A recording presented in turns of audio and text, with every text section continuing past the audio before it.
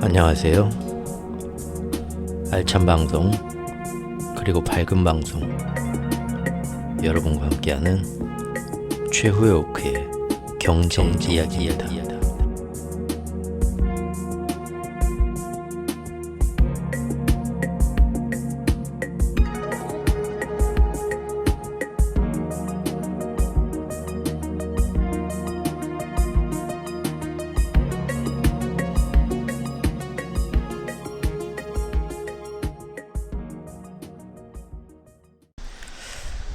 어느덧 2분기에 들어와서는 이스라엘을 전쟁을 둘러싼 세계의 여론이 달라지기 시작합니다. 먼저 그동안 각자의 목적에 맞춰서 이란 세력을 이번 전쟁에다가 열심히 참전시키려고 어떻게든 끌어들이고 싶어 했던 이 네타냐후와 미국이었는데, 그러나 예상과 달리 이미 사우디하고도 화해하면서 하나의 중동으로서 종파를 떠나서 브릭스 체제에 같이 손을 잡고 들어가서 경제 개발을 하고, 그동안 수십 년 동안 그 달러 패권 아래서 신음했던 과거에서 이제는 벗어나고 새롭게 변모하고 싶어 했던 이란은 작년 한 해 원래는 G7이 핵협정을 맺기로 해서 마치 조만간 자기들 말만 들으면 이란에 대한 경제 제재를 풀어줄 것 같처럼 굴다가도 결국 8월 브릭스 회의에서 중동 지역 전체가 손을 잡고 브릭스에 들어간다는 걸 알고 나서는 갑자기 그런 상반기 내내 해오던 모든 약속을 헌신짝 버리듯이 다 뒤집어 버렸고요. 그리고 그해 8월 9월까지 빠르게 9월 한 달 동안 워싱턴에서 네타냐후와 바이든이 만나면서 일이 진행되더니 10월 초에 드디어 하마스 침공이 터지게 되고 갑작스럽게 가자지구 전쟁이 터지게 됩니다.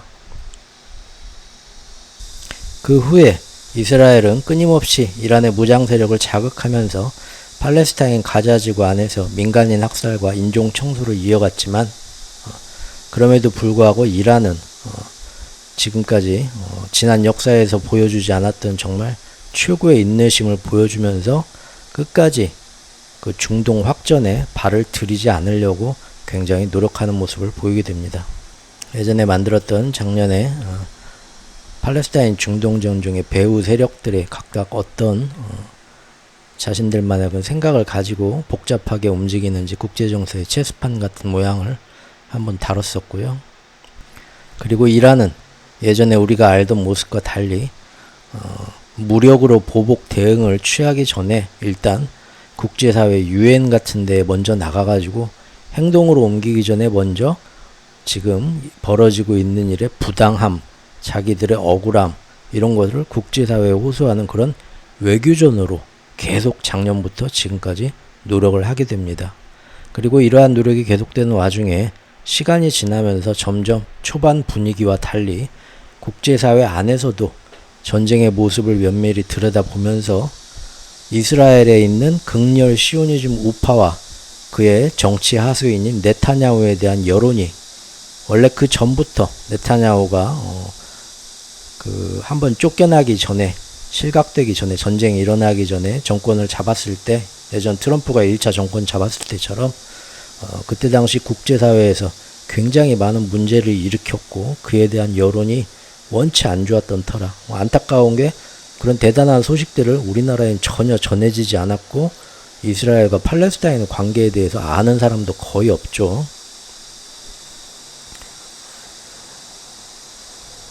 그래서 이번 이스라엘 하마스 전쟁이 터졌을 당시만 해도 미국 등의 어떤 고압적인 자세로 아무 말도 못하고 속으로만 아유 이번에도 그렇지, 저 네타냐후가 무슨 정의의 사도인 것처럼 피해자 코스프레를 하고 있네, 저놈들이 팔레스타인한테 그동안 저지른 짓이 얼마나 악명 높고 그걸 다 미국이 옆에서 보호해 준 건데 라고 생각을 하면서 아무 말도 못하던 세계 여러 나라들도 이제 금년으로 넘으면서 계속 시간이 지나면서 점점 하나둘 전 세계 여론이 이거 아무리 해도 처음에 하마스 놈들이 천인 공노할 짓을 했다고 치더라도 그동안 이스라엘이야 팔레스타인에 몇십 년 동안 해온 짓이 있고,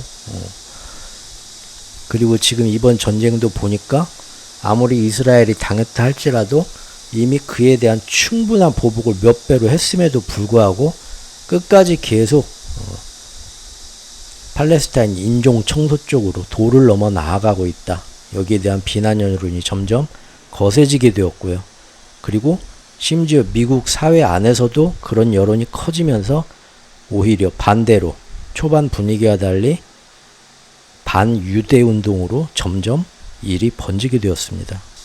그동안에 이란과 팔레스타인의 관계와 우리한테 잘 알려지지 않았던 진짜 그쪽 지역의 국제정세의 모습, 왜 우리나라와 달리 서양에서는 그토록 반유대 운동이 대학교부터 해서 전 세계적으로 서구에서도 막 일어나고 있었나, 우리가 모르는 세계에서 어떤 일이 그동안 벌어지고 있었나를 그전에도 얘기를 했지만 금년에 들어와서 마지막으로 한 번 더 이란 진짜 전쟁 이야기라는 시리즈로 쭉 내놨었습니다. 많은 사람들이 이런 진짜 실상을 조금이라도 좀 더 알았으면 하네요. 미국은 초기에는 이러한 학생운동, 대학생들의 팔레스타인 민간인 학살을 그만두고 이스라엘의 그 말도 안 되는 부당한 지원도 끝내라 하는 이런 학생운동을 초반에는 아주 강경하게 진압을 했고요.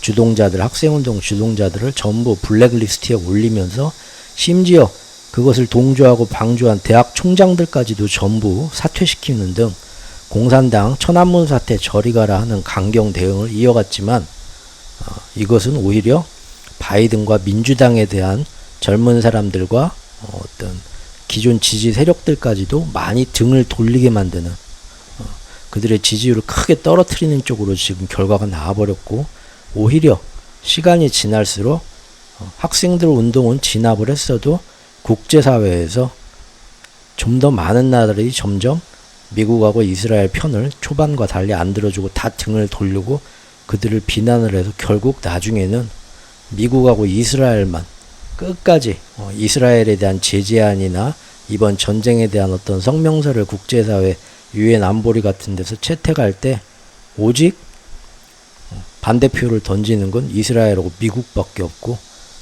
유럽에 있는 나라들조차도 전부 이스라엘을 비난하는 쪽에 손을 들거나 기권표를 던지는 쪽, 그 정도로 극한으로 여론이 뒤집어지게 됩니다. 이러다 보니까 초조함을 느낀 이스라엘은 이대로 가면 결국 자기들 뜻대로 잘 안되겠다 싶으니까 금년 1월과 4월에 각각 레바논 헤즈볼라와 이란 세력에 대해서 자기들의 정당한 보복이라고 하면서 레바논의 베이루트 수도 외곽과 이란의 본토를 직접 타격하는 선을 넘는 작전을 시행하기도 했었습니다. 그러나 그때도 모두의 예상과 달리 당연히 피해 보복 운운하면서 헤즈볼라와 이란이 바로 정당한 대응에 나서고, 그러면은 그걸 또 핑계로 치고받고 하면서 전쟁을 더 크게 확전시킬 거라고 자신하고 있었지만, 이번에도 이란은 성급한 보복보다는 먼저 유엔 국제사회의를 소집을 자기들이 신청을 하면서 먼저 국제사회에 우리가 당한 일이 이게 맞는 거냐, 제대로 진상조사를 해달라 하면서 국제사회에 부당함을 호소하는 그런 외교전으로 나아갔던 겁니다. 그렇다 해도 원래 이슬람 혁명 세력이 그 교리가 이란은 그런 전세계 이슬람 세력의 거두로서 행동으로서 무언가를 보여주어야만 했었기 때문에 이란은 결국 고민하다가 4월달에 자기들이 눈에는 눈 이에는 이 복수로 대응하는 대신 그것을 최대한 자기들의 체면과 명분만 살리면서 직접적인 확전은 피하는 방향으로 어떻게 할까, 그때도 2주 3주 고민을 한 달 정도 하다가 결국 이란 본토에서 이스라엘까지 첨단 무기가 아니라 3-4시간 걸려가고 달달달달 날아가는 아주 격추하기 쉬운 구형 대규모 드론을 날리게 되죠. 그래서 그게 날아가기 전에도 또 주변국들한테 앞으로 이스라엘을 치러 이만한 규모의 드론이 날아갈 거다, 미리 정보를 다 국제사회에 다 흘려가지고 미국 귀에까지 들어가게 만들고, 실제 그게 날아가는 동안 시리아 등지에서는 지금 이스라엘 쪽으로 드론이 날아가고 있다고 전 세계에 다 방송을 하게 만듭니다. 결국 다 격추를 할 수가 있었죠. 그래서 이스라엘에는 실제로는 거의 타격이 없었습니다. 국제사회에서도 전혀 타격이 없었다고 인정을 하게 되고요. 하지만 이란 내부에서는 자기들만의 어떤 그 언론 통제를 통해서 우리 이란이 정말 이번에 이스라엘 찍소리도 못하게 화끈하게 보복을 했다, 그렇게 선전을 하면서 명분만 살리고 결국 확전으로는 이어지지 않게 되었죠. 그 당시 그러한 여론전과 보복의 양상을 복마전에 비유해서 그때 영상을 만들었었던 기억이 있네요. 이렇게 모두가 볼 수 있었던 이 완만한 얌전한 보복은 당시 4월 달에 거의 다 격침당했고 이스라엘은 사실상 거의 타격을 안 입게 됐죠. 당시 국제 여론은 여기서 또 이스라엘이 또 한 번의 뭐 과민한 대응으로 우리도 연속해서 복수하겠다 이어가기에는 굉장히 크게 당시에 부담을 느끼던 분위기였던지라 그렇게 해서 당시에 자칫 중동 전체로의 확전으로 번질 뻔했던 일은 그렇게 무마가 되고 맙니다. 또 그 이후에 바로 이란 강경파의 가장 높은 수장이었던 대통령이 갑자기 헬기 사고로 객사하게 되면서 이란 강경파들은 계속해서 이스라엘의 어떤 이걸로는 성이 안 찬다, 더 확실한 보복을 해나가야 된다 하고 아우성을 치던 와중에도 외부의 가자 전쟁에 대한 대응보다는 자기들 내부에서 권력의 우두머리가 사라지면서 내부에서 후계자를 어떻게 계승하고 권력 구도를 어떻게 개편해야 되냐 하는 내부 권력 문제에 더 집중하게 되기도 합니다. 그게 이제 4월 달까지 일어난 일이었죠. 미국은 이때부터 국제 여론이 무척이나 비우호적으로 변해 있던 이스라엘 전선에서 전술상 후퇴, 표면적으로 거리를 크게 두기로 결정을 하게 됩니다. 그리고 네타냐후에 대해서도 우리말 진짜 안 듣는 꼴통이다, 우리는 원래 이런 걸 원하지 않았는데 네타냐후가 고집을 부리고 있어서 어쩔 수가 없었다 라는 식으로 네타냐후와 미국이 드디어 서로 갈라지는 듯한 인상을 주게 됩니다. 그 전까지만 해도 국제사회에서 이스라엘의 말이 맞다, 이스라엘의 요구가 맞다 하면서 무조건 다른 나라들이 모두 반대표 기권표를 던지는데도 미국이 계속 이스라엘의 표를 던져주면서 어떤 결의안 같은 게 채택되지 못하도록 계속 미국이 방패 역할을 해줬었죠. 하지만 마지막에 이란에 대해서 이렇게 도발을 하고 이란이 당연히 끼어들면서 확전이 되겠죠. 4월 달에 회심의 작전을 펼쳤는데도 이란이 끝까지 참고 거기에 대응을 안 하고 형식적인 보복만 하고 그 이후에 이란 대통령 강경파 우두머리까지 갑자기 죽게 되면서 모든 일이 자기들 뜻대로 잘 되지 않게 되자 2분기 들어서부터 4, 5, 6월 2분기 7월까지 6, 7, 8이죠. 아니 5, 6, 7이죠. 사실은 5, 6, 7 석 달 동안 이때부터 미국의 전술이 바뀌게 되죠. 자기들도 이제는 더 이상 이스라엘을 보호해 줄 수가 없다. 국제 여론이 이제 매번 유엔 회의에서 투표를 하게 되면 개표 결과가 이제는 뭐 프랑스, 독일도 다 등을 돌리죠. 영국은 기권표 던지고 아유 그 나라 각 국민들의 여론들이 그러기 때문입니다. 미국하고 이스라엘 이렇게 돕는 건 말이 안 된다 하고 그래서 미국도 겉으로는 네타냐후와 그때부터 등을 돌리게 됩니다.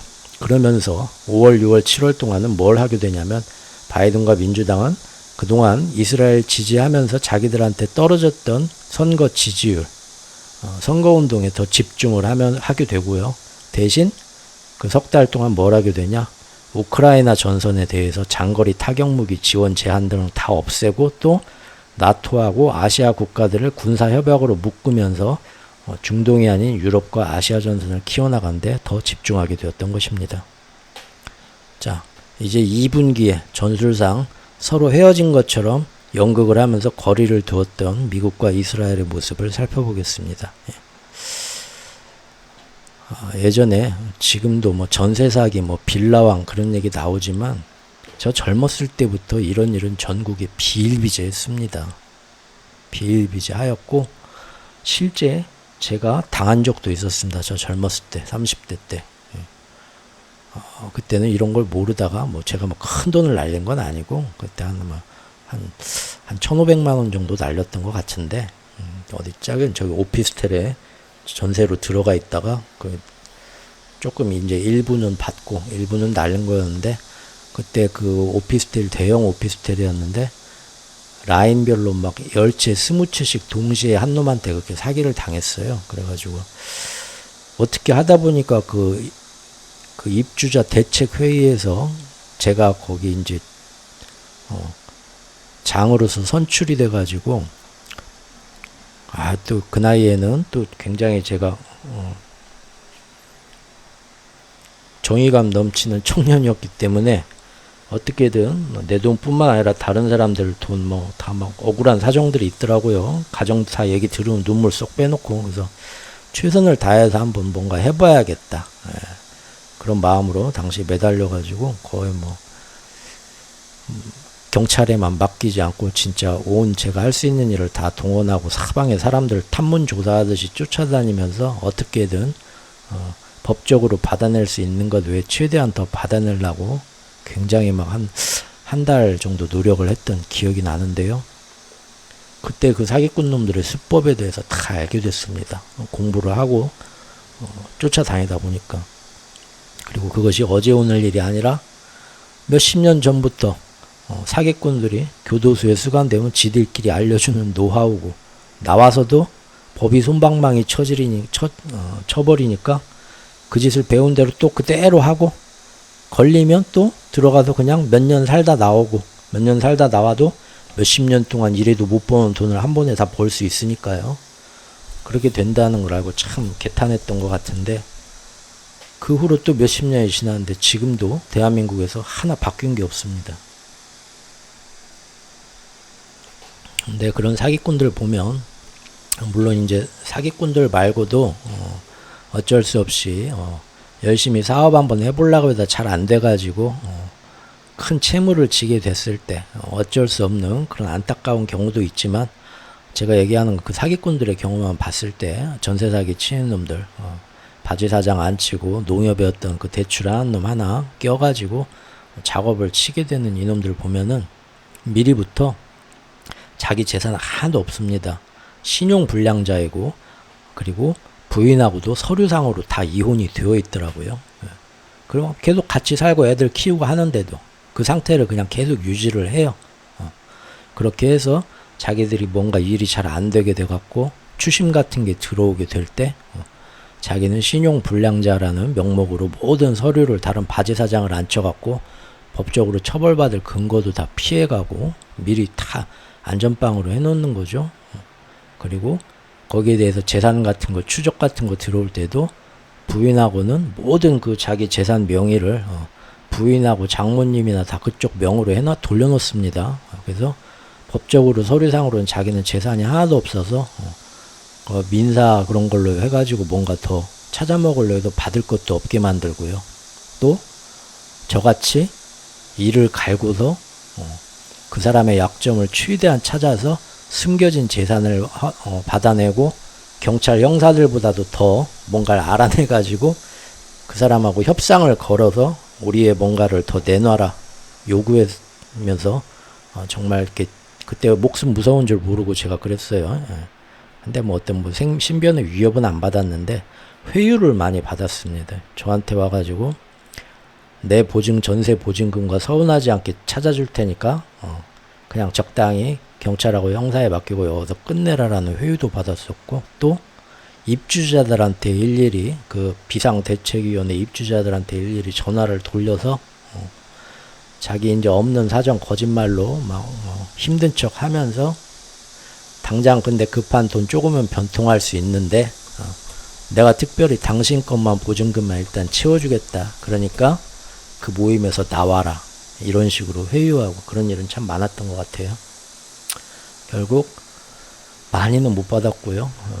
거의 뭐 조금 뭐 그 임대차 보호법 해주는 거 외에 조금 더 뭐 해가지고 좀 받았던 식으로 좀 마무리가 되긴 했는데 아무튼 애초부터 이 모든 상황을 가정하고 그놈들이 짜고 치는 고스톱이란 거 또 이렇게 이미 일을 벌리기 전부터 자기 스스로 신용불량자 상태에서 또 모든 재산도 다 자기가 아닌 처가 저기 부인 쪽으로 법적으로 서류상으로 이혼한 부인 쪽으로 다 돌려놓고 있다는 걸 보고 참 철두철미하다는 생각을 했었습니다.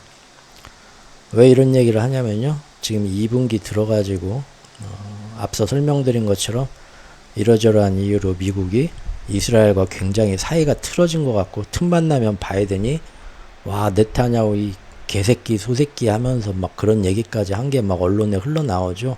제가 볼 때는 그 서류상 이혼하는 그 사기꾼 부부처럼 다 짜고 치는 고스톱으로밖에 안 보이네요. 그 2분기의 모습을 한번 살펴보겠습니다. 자, 지난 6월 말과 7월 초까지 우리는 유럽 전선과 아시아 전선에서도 모든 필요한 그동안 군사협정과 경제 조약, 전선의 어떤 그 지원 등을 거의 완성해 놓는 걸 봤습니다. 그래서 이제 하반기에는 웬만한 지정학적 분쟁의 불씨가 여러 나라들이 자동으로 거기에 참전하거나 반응하게 되는, 크게 번질 수 있는 제도적인 기틀들과 군사 협약들을 거의 완성해 놓는 거, 세력들이 이렇게 완성해 놓는 걸 우리가 다 보고 짚어냈었죠. 당시 영상이죠. 유럽 전쟁이다. 또 우리나라까지 포함해서 나토 아시아 지부 만들고, 그 이후에 이제 유엔사가 또 어떤 식으로 작용되는가, 국민들한테 꽁꽁 숨기고 있는 그것까지 한번 영상이 이 이후에 있었습니다.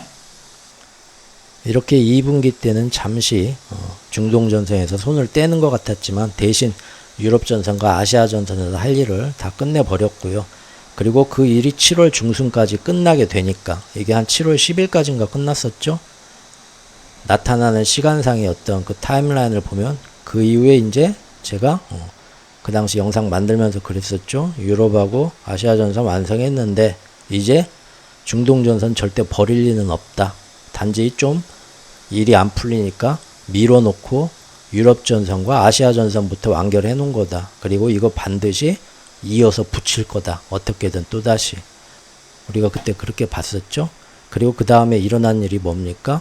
갑자기 세력들이 그 다음 날부터 일주일 동안, 열흘 동안 모든 위험자산 노출을 최대한 줄이고 안전자산으로 급하게 뭔가 움직였고, 그러고 나서 바로 그 다음 주에 그 주말에 골란고원 사태가 터지면서 참을 수 없다 하고 다시 한번 또 레바논의 수도 베이루트와 이란의 수도 테헤란까지 가서 보복이라는 그런 테러가 일어났고, 그래서 이번에는 진짜 참을 수 없다 하고 이란이 나서게 되면서 다시 한번 금년 4월과 같은 전면전의 그런 확전의 위험이 갑자기 커지게 된 겁니다. 보면 다 순서가 있죠. 그런데 그 사이에 이란에서 많은 변화가 있었죠. 뭐냐면 강경파 대통령이 죽은 이후에 대통령 선거를 했는데 정말 이변이 일어났죠. 온건파 후보가 이런 식으로 뭐 피해 보복하면서 맨날 이렇게 왔다 갔다 하지 말고 실리를 추구하면서 대화로서 풀어나가자라는 온건파 후보가 이란에서 대통령에 당선되는 아무도 예상 못한 이변이 일어납니다. 그렇게 되면서 이 사람은 취임식 준비를 하면서 외부에 공공연하게 앞으로 이란 이스라엘과 더 많은 대화를 하고 협력으로 풀어가겠다, 이 갈등을 그런 식으로 공언을 하게 됩니다. 상당히 이때부터 이스라엘과 미국은 이거 가만두면 안 되겠는데, 점점 더 이쪽에서 일이 어려워지겠는데 생각을 했겠죠. 이 사람 당선되고 나서부터. 사실 뒤에서 이제 시간을 따지겠지만 그때부터 이번 그 두어 달 뒤에 열리는, 한 달 뒤에 열리는 이란 대통령 취임식에서 하마스의 지도자를 이 자리에서 암살해야겠다가는 이스라엘 정보기관 모사드의 준비 작업이 이때부터 시작됩니다. 사실상 이 시간을 맞춰보면. 즉 대선에서 새로운 온건파 대통령이 당선이 되고, 이 사람이 당선 축하 연설에서 앞으로 이스라엘과 미국과 예전과 다르게 좀 더 대화로 풀어보겠다. 아무리 우리 적이라고 그러는 것보다는 실리를 추구하면서 그쪽으로 나아가겠다고 취임사 연설을 하고 나서부터, 그 당선 축하 연설을 하고 나서부터 사실상 보면 그때부터 이스라엘 모사드에서 요 안에 들어가서 한 달, 두 달 뒤에 열리는 취임식 날짜에 맞춰서 이슬람 경비대를 돈으로 포섭을 해가지고 걔네들 방 안에 미리 숙소 그 방 안에 언제 이제 그 하마스 지도자나 누가 어디에 방에 머무는지 알게 되면 바로 그날 폭탄을 내부에 설치하고 니들 해외로 도주하고 돈 다 대줄 테니까 바로 빠져나와라 라는 식으로 그때부터 작업이 들어간 거죠. 시간 라인을 맞춰보면 그렇습니다. 즉 새로운 온건파 대통령이 와서 미국 이스라엘과 앞으로 좀 더 대화로 풀어나가면서 전쟁이 어떤 식으로든 마무리되는 거, 그거를 절대 원하지 않았기 때문에 이 사람 당선 소식 나오자마자 그때부터 이번 일이 계획이 되었다는 겁니다. 그리고 이 2분기 동안 네타냐후는 계속해서 가자지구 전쟁을 수행하면서 북부에서는 헤즈볼라, 남부에서는 후티 반군 등하고 선을 넘는 공방을 계속 이어가면서 동시에 세계의 전쟁을 진행시킨다라는 말이 나올 정도로 일을 점점 더 키우고 있었죠. 하지만 그럼에도 불구하고 매번 헤즈볼라든 후티 반군이든 위에서 이란이 어느 정도 승인을 해줘야 되는데 이란이 먼저 결정을 내리고 움직여주지를 않으니까 두 세력 역시도 매번 이스라엘과 곧 잡아먹을 것 같이 맞대응하면서도 더 이상 그 수준에서 일이 크게 벌리지는 않게 됩니다. 이스라엘은 이렇게 계속해서 헤즈볼라 등의 무장 세력이 자신들을 건드렸기 때문이라고 피해자 코스프로를 지속하면서 공방전을 5월, 6월, 7월 석 달 동안 계속 지속해 나갔지만 그게 잘 안 됐던 게, 국제사회에서 잘 안 먹혀들었던 게 이유가 뭐냐면, 원래 헤즈볼라나 후티 반군이 계속 주장하는 게 뭡니까? 그 사람들 요구 자체가 가자지구 전쟁을 빨리 휴전을 하든지 민간인 학살을 더 이상 안 하겠다고 끝내라. 그러면 자기들도 이스라엘에 더 이상 공격 안 하고 자기들도 공격 멈추겠다. 계속 그 얘기를 하고 있습니다. 국제사회에. 또 여전히 국제사회에서는 네타냐후 정권한테 고기방패 어쩌고 그런 건 니들의 말도 안 되는 궤변이고, 전쟁에서 하마스 잡기 위해서 어쩔 수 없었다 하면서 한두 번 실수만 있어도 이게 실수인지 고의인지 국제사회에서 조사단이 파견돼서 엄밀하게 조사하는 게 관례인데, 이제는 실수고 자식을 떠나서 그냥 거기에 하마스 한 10명 잡기 위해서 아이들 민간인 있는 병원, 학교, 그런데 난민 캠프에 무조건 100명, 200명 다 죽으라고 멍텅구리 폭탄을 빵빵 때리는 걸 고의적으로 하는 게 눈에 뻔히 보이니까 그걸 자꾸 멈춰라, 가만두지 않겠다, 너 전범재판 하겠다 막 규탄하고 하는데도 이스라엘이 눈 하나 깜짝 않고 계속 그 짓을 석 달 동안 했죠. 거기에다가 이제는 이스라엘 안에서조차도 가만 보니까 이스라엘 국민들이 봐도 처음에는 하마스 공습 때문에 막 자기들 국민들 죽고 하는 것보다 눈이 돌아가서 이성을 잃었지만 계속 6개월 정도 지나면서 보니까 가만 보니까 그동안 수많은 휴전 협상 노력과 인질 석방 그런 휴전 협상이 계속 이루어졌는데도 네타냐후가 이 정도 선에서 양쪽의 어떤 양보한 선에서 현재의 휴전 조건에 맞춰갖고 일단 영구 휴전도 아니고 일단 여기서 다만 보름 한 달이라도 임시 휴전하고 인질부터 서로 교환해서 맞교환해서 석방시키고 해서 잡혀간 이스라엘 국민들 인질들부터 확보하는 게 맞을 것 같은데 자꾸만 상대편에서도 도저히 받아들이기 힘든 아주 억지스러운 고집스러운 휴전 조건만 오직 그거 아니면 휴전 안 하겠다는 식으로 내밀면서 계속 휴전을 안 하고 시간을 끌고 있는 게 점점 이스라엘 국민들도 불만이 되고 있고 또 각 그 주변 나라국들의 중재로 인해서 지금 휴전 협상 진행이 잘 돼간다. 마지막 조율만 끝나면 이번에는 진짜 서명만 사인만 하면 3일 뒤에 임시 휴전 이루어진다. 그런 희망적인 소식이 두어 번 계속 나왔는데도 이스라엘은 항상 그 다음 날에 미친놈처럼 대규모의 가자지구 민간인 학살을 또 저질러가지고 협상이고 뭐고 상대편에서 다 집어치우게 만들고 협상 조건 자체가 당장 지금부터 민간인 학살 멈추고 앞으로 보름 한 달 동안은 서로 간의 인질 맞교환하는 대신에 피난민들이 다시 자기 가자지구 북부에 자기 살던 터전을 가서 터전을 다시 이렇게 복구하고 하는 동안 절대 건들지 말고 군대는 뒤로 빠져 있어라 하는 게 마지막 휴전 협상 조건이었는데 그 다음날 바로 가자지구 난민들을 또 엄청나게 또 학살하고 폭격하고 하죠. 그러면 누가 그 휴전안에 사인하려고 하겠습니까? 늘 같은 식이었죠. 그러니까 이제 이스라엘 국민들이 이런 식으로 자기들 인질, 잡혀간 인질도 빨리 어떻게 휴전 협상하면서 일단 찾아왔으면 좋겠는데 자꾸만 무기한 연기되는 게 가만 보니까 하마스 탓을 하지만 네타냐후도 일부러 그런다는 거를 바보가 아닌 이상 알게 되죠. 그래서 분노하기 시작했고, 그러다 보니까 왜 네타냐후가 자꾸 휴전을 거부하고 전쟁을 더 크게 키우려고 하냐. 바로 지금 극렬 우파 정권이 자기들의 정권을 계속 유지하기 위해서, 그리고 시오니즘, 인종 청소를 완성하기 위해서, 종교적 교리에 의해서, 그래서 일부러 휴전을 계속 우회적으로 꺼리고 전쟁을 일부러 길게 끌어간다. 이스라엘 내부에서도 이제 국민들이 이런 비난을 하면서 엄청난 지금 전쟁 중인데도 계속 연일 시위를 하고 네타냐후를 끌어내려라, 실각시켜라, 계속 시위를 하게 되었죠. 그러다 보니 이렇게 네타냐후의 극렬 우파 정권은 지난 석 달 동안 더욱더 국제적으로 왕따가 되어가고 있었고, 심지어는 이제 유럽의 G7들조차도, 프랑스, 독일 다 얘네들조차도 자기 나라 국민의 여론에 밀려갖고 이스라엘 공공연하게 비난하면서 국제사회에서 완전히 등을 돌려버렸고요.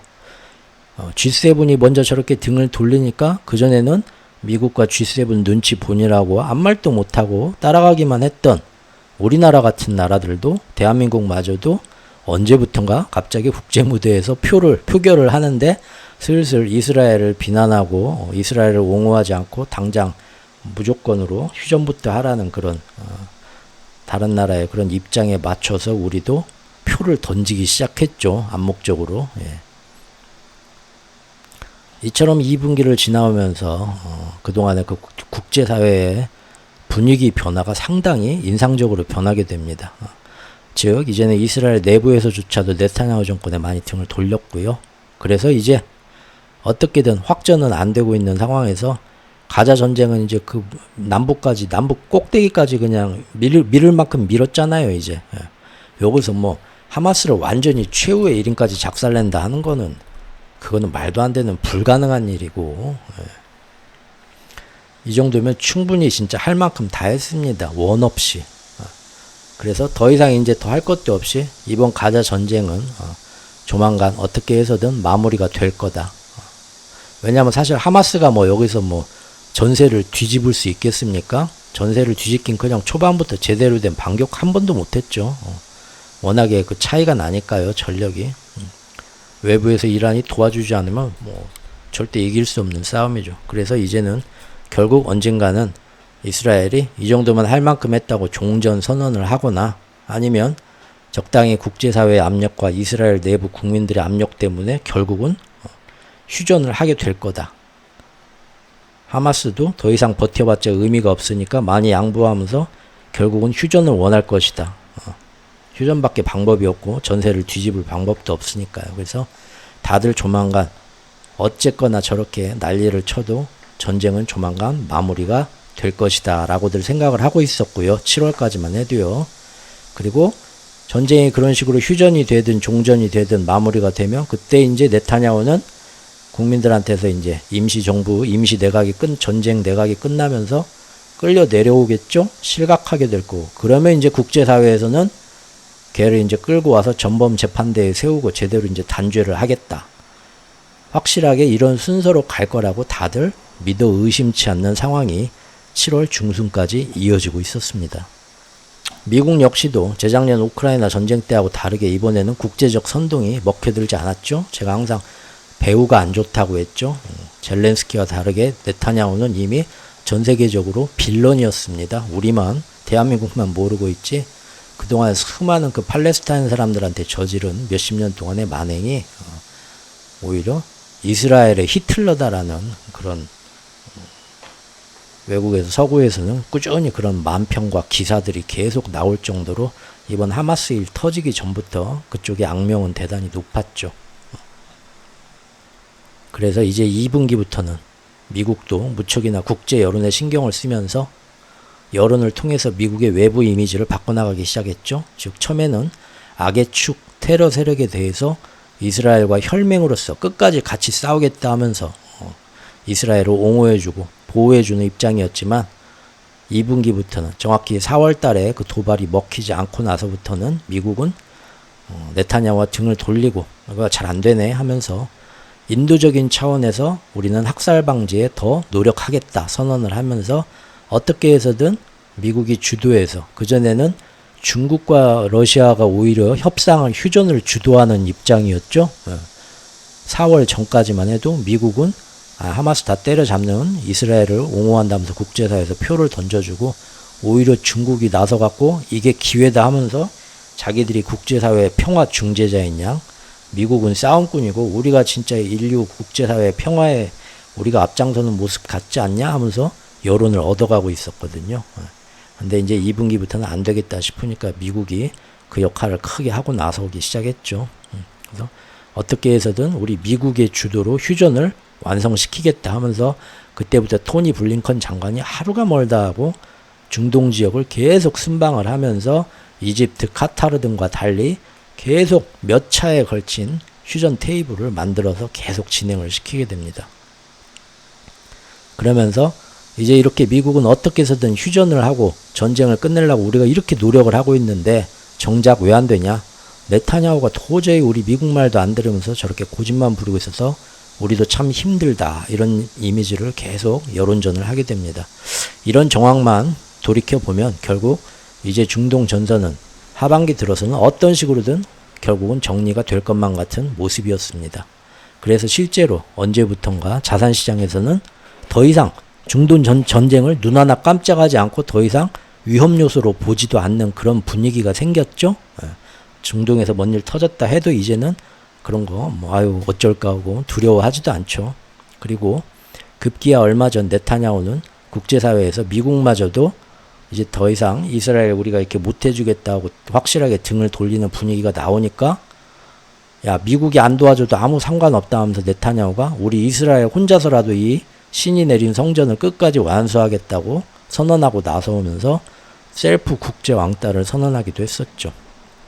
자, 여기까지 내용을 종합해 보겠습니다. 종합하자면 작년 10월 자기들은 정말 몰랐다고 주장하는 하마스의 침공으로 시작된 이번 전쟁은요, 그 전쟁 시작 시점부터 이미 우리가 아주 깊게 살펴온 대로 이것은 브릭스에 들어가려는 사우디 중동 세력에 대해서, 사우디에 대해서 그전부터 계속 그러지 마라 하고 당근과 채찍으로 미국 바이든과 이런 세력들이 사우디를 회유를 하고 있었는데, 그해 여름에 브릭스 회의 회의 결과가 뚜껑을 딱 열어보라니까 결국은 사우디가 맘 잡고 이란하고도 손잡고 브릭스에 들어간다고 선언을 해버렸죠. 그러니까 그 이후로 바로 당해보라는 듯이 이 전쟁이 터진 거였고요. 그 와중에 반드시 이 전쟁을 중동 전체의 전쟁으로 확전시켜서 브릭스 안에서 중동 세력 전체들이 단결하고 협력하면서 뭔가를 하지는 못하는 그런 방해를 놓으려는 미국과 이스라엘의 서로 간의 어떤 그 악의가 맞은 뻔뻔한 시도, 이런 시도가 계속 있어 왔던 걸 우리가 봐왔고요. 어떻게든 확전을 시키겠다는 거였죠. 그것이 이제 금년 4월 초까지 이스라엘은 그동안 이 핑계 저 핑계 대면서 국제법상의 룰을 전쟁 범죄까지 저지르면서 과감히 어겨가면서 이란 무장 세력을 계속 자극했으나, 어떻게 해서든 브릭스 체제 안으로 이번에는 들어가서 미래를 바꿔보고 싶었던 이란의 시아파 세력이 의외로 끝까지 그 도발들을 참아냈고요. 그 사이에 일이 계속 이렇게 지지부진하게 안 풀리는 와중에 국제 여론은 이제 미국의 방패가 더 이상 먹혀들지 않을 정도로 중국, 러시아 연합뿐만 아니라 서방 세계 G7 국가들조차도 더 이상 국민 여론에 밀려서 우리 더 이상 이스라엘과 네타냐후 지지를 못 해주겠다 하고 반대로 비난하는 목소리가 더욱 커지게 되었습니다. 그러다 보니까 미국 역시도 1분기까지는 유엔 기구에서 수많은 거부권을 홀로 행사하면서 캡틴 아메리카 되어서 이스라엘을 오로지 혼자 편들어 주었지만, 이제 더 이상의 확전이 이란이 대응을 안 하면서 잘 안 되게 되니까 2분기부터는 미국 역시도 표면적으로 여론을 살피면서 이스라엘을 버리게 되었고요. 겉으로만 버린 거죠. 그리고 미국 국내 여론까지도 선거를 금년에 치러야 되는 바이든과 민주당한테 불리하게 돌아가자 이제 그때부터는 4월달 이란이 도발에 안 먹혀들고 나서부터는 그때부터는 5월, 6월, 7월까지 바이든마저도 공공연한 인터뷰 자리에서 네타냐후 진짜 말이 안 통하는 꼴통놈이다, 속 터진다 하면서 네타냐후 욕을 하기 시작했고요. 그 전까지만 해도 이스라엘의 전쟁 보복은 정당하다, 그걸 옹호해 주는데 급급하기만 했던 미국도 이제는 이란이 어떤 도발에도 넘어가지 않지 국제 여론만 급격하게 악화되자 자기들한테 불리하게 돌아가자 2분기부터는 미국도 다른 나라들처럼 당장 어떻게 해서든 그 지역의 민간인 피해를 막기 위해서 국제사회의 실효적인 휴전 노력과 함께 인도적인 구호 행위에 우리 미국도 더 신경 쓰고 있다라는 모습으로 여론전을 돌리게 됩니다. 하지만 그 와중에도 나왔던 기사들을 쭉 사실관계들을 살펴보면 미국은 실질적으로 2분기에 국제기구에서 다른 나라들이 이렇게 내놓는 이스라엘 제재안이나 강제 휴전안, 유엔의 어떤 힘을 이용해서 강제 휴전안을 시키는 거, 이런 거에 끝까지 2분기에도 미국은 직접 손을 들어주지는 않았고요. 미국이 이렇게 손을 들어줬으면 정말로 국제사회가 무력이든 어떤 경제 제재든 해갖고 이스라엘이 전쟁을 멈출 수밖에 없도록 하는, 예를 들면 러시아가 우크라이나 전쟁을 멈추게 해야겠다 해가지고 국제사회에서 러시아에 대한 모든 제재를, 경제 제재를 다 하지 않습니까? 수출입 제재도 하고. 사실 정말 전쟁을, 이런 참극을 막고 싶었다면 이스라엘에도 국제사회에서 지금 그렇게 하자 하는 거를 미국도 찬성해서 똑같이 해주면 되는데, 이스라엘 진짜 말 안 들어서 어쩔 수 없다 푸념하면서도 2분기에 미국이 끝내 그런 짓까지는 하지 않았다는 거죠. 오히려 계속해서 이스라엘의 의회에서 결정을 해서 지원금 계속해서 지원해주고, 그 다음에 또 치명적인 미국산 무기 계속 지원해주는 거를 2분기에도 멈추지 않았습니다. 전쟁과 비극을 끝내고 싶다면서, 민간인 학살을 끝내고 싶다면서 왜 자꾸 무기를 계속 더 지원해주고 돈도 지원해주냐, 국제사회에서 따지면 이거는 이미 1분기 때 그렇게 하기로 다 이게 예약이 돼 있던 거라서 우리가 이 예약은 또 물릴 수가 없네요. 그런 핑계를 댔었죠. 그리고 이제 2분기 들어서는 이스라엘이 국제사회의 모든 여론에서 완벽하게 왕따가 된 채 이 전쟁 끝내기만 해봐라, 이번 전범 재판대에 반드시 네타냐후를 세우겠다고 지금 벼르고 있는 국제형사재판소나 유엔 인권기구 등에서 벼르고 있는데, 또 이스라엘 국내에서 자국민들 역시도 이제는 네타냐후 정권의 본심이 자국 인질의 무사 석방보다는 일부러 전쟁을 더 연장하고 확장시켜가고 있구나. 그래서 시오니즘 선민사상, 우리만이 신한테 선택받은 민족이고 나머지 2단 민족은 그래서 다 죽여도 상관없다는 자기들만의 이상한 교리, 인종청소를 더 우선시하고 있다는 것을 깨닫고서 국내에서조차도 이스라엘 국민들이 매일 네타냐후한테 휴전협상에 더욱 적극적으로 나서라 압박하고 있고, 어떻게든 이놈을 끌어내리자, 실각시키자는 시위가 계속되고 있었습니다. 그래서 표면상의 이런 모습들만 보면 2분기 들어서 이스라엘 네타냐후 정권은 미국까지도 등을 돌리면서 국제사회에서 왕따가 됐고, 조만간 이 전쟁은 결국 힘없이 마무리가 되면서 네타냐후는 그 후에 비참한 말로가 눈에 보이는 것만 같았죠. 하지만 어떻게 된 건지 5월, 6월, 7월까지 2분기 내내 도대체 무슨 믿는 구석이 있는 건지, 마치 오늘만 사는 놈처럼 네타냐후는 계속해서 이제는 국제사회 형사재판소 그런 거 아랑곳하지 않고 더 이상 1분기 때보다 더 격렬하게, 이제는 눈치도 보지 않고 더욱 노골적으로 핑계도 대지 않고 팔레스타인 피난민들과 아이들을 대담하게 학살했습니다. 그렇게 사실상 으름장은 막 놓지만 아무것도 하지 못하는 무력한 국제사회, 그들을 옆에 두고서 이스라엘은 2분기 동안 아무런 제재 없이 그전보다 훨씬 가열차게 팔레스타인 인종청소 홀로코스트를 본격적으로 진행하게 됐고요. 국제사회의 공분은 더욱 커지게 되었습니다. 그리고 미국은 2분기 내내 겉으로는 네타냐후 미친놈이라고 질린 척을 하면서 매번 이곳저곳으로 날아다니면서 직접적인 휴전협상을 중재하기 위해 하루도 안 쉬고 열심히 일하는 것처럼, 마치 자기들이 착한 사마리아인인 것처럼 코스프레를 하면서 여론에서 이미지 메이킹, 바이든의 선거전 그런 거에 주력을 했었지만, 실상 밑에서는 계속적으로 2분기에도 이스라엘에 대한 경제 지원, 무기, 군사 지원을 계속 해왔고요. 네타냐후는 그 무기들과 지원을 받아서 2분기에도 매번 휴전 협상이 드디어 코앞이다, 잘 되려고 할 때마다 바로 또 가자지구의 민간인들과 어린아이들을 또 크게 학살하면서 계속 휴전 테이블이 다 뒤집어지게만 만들고 있었습니다. 이게 지금 5월, 6월, 7월 동안 일어난 뉴스들 간략하게 추려봤습니다. 남부가 아니라 북부까지 다시 공습을 하면서 가자지구 북부 민간인들 죽었고요.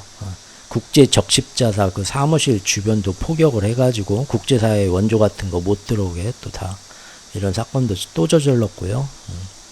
헤즈볼라하고 계속 싸우자 하면서 자극을 했고요. 미국한테는 왜 약속된 무기 빨리 안 갖다 주냐 막 으름장을 놓으면서 오히려 똥배짱을 부리면서 바이든한테 빨리 무기 갖고 하면서 실제 무기 받아서 계속 했고요. 또 미국은 바이든은 네타냐후는 자기 권력을 유지하기 위해서 전쟁을 일부러 장기화하는 것 같다. 심지어 미국도 이런 식으로 인정하고 말을 꺼냈음에도 그래도 만약에 헤즈볼라하고 이스라엘하고 붙으면 우리 미국은 어떻게든 이스라엘에 전면적인 지원을 하겠다라고 또 약속을 그 와중에 또 합니다. 그리고 계속 학교 병원에 대한 공습이 계속 일어나죠. 학교에 있는 아이들이 계속 죽고요. 국제사회에서 안전지대라 해가지고 피난민들 여기다 모여놔라. 이스라엘에서도 이 지역에 피난민들 모아놔라. 괜히 폭탄 맞았다고 징징대지 말고 안전지대로 약속한 곳에다가 또 멍텅구리 폭탄을 던지면서 100명, 200명씩 계속 죽였고요. 드디어 내일이면 하마스하고 휴전이 된다고 양쪽에서 이 정도 조건으로 드디어 휴전하기로 했다.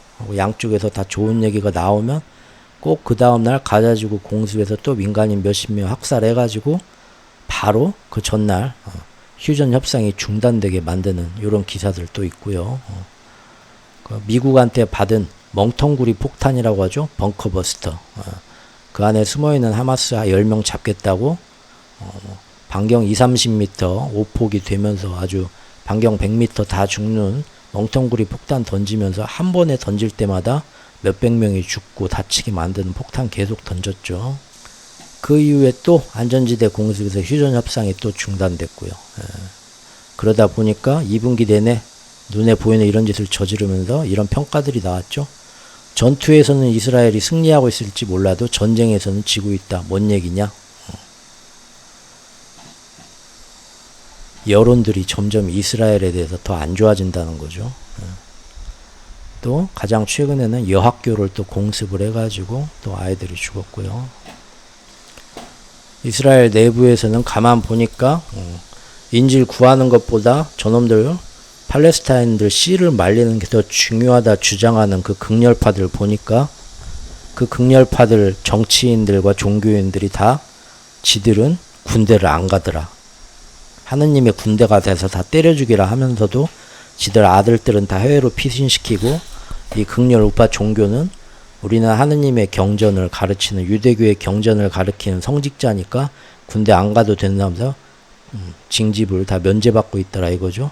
그래서 니들도 군대 가라 같이 싸우자 이스라엘 내부에서 얘기를 하니까 안 가겠다고 막 지랄들을 했었죠.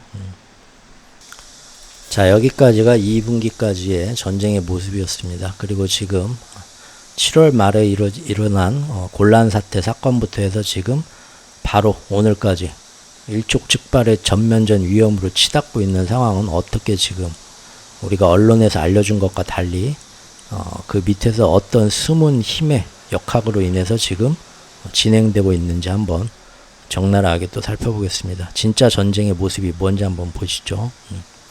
자, 이 전쟁은 오래전부터 수많은 사실들을 살피면서 우리가 짚어오고 계속 기록해왔던 것처럼 언론에서 뭐라 떠들면서 사람들을 속이고 그들만의 이미지 메이킹을 하면서 선동하던 그런 것과 상관없이 사실상은 기존의 경제 기득권을 유지하기 위한 화폐 전쟁의 일환으로서 마치 2년 전에 3년 전에 일어났던 우크라이나 전선처럼 이건 역시도 앞으로도 이것을 더욱더 연장하고 전선을 확대해서 중동 전체로 번지게 만들어서 우크라이나 전쟁처럼 앞으로 계속 이용해 먹으려는 계획으로 애초부터 시작된 불행한 전쟁이다. 우리는 그렇게 보고 있었죠. 그러니까 이대로 사람들이 생각하는 것처럼 3분기에 순순히 조만간 전쟁은 끝나겠지라는 식으로 쉽게 포기는 안 할 거다 라고들 보고 있었죠. 우리는.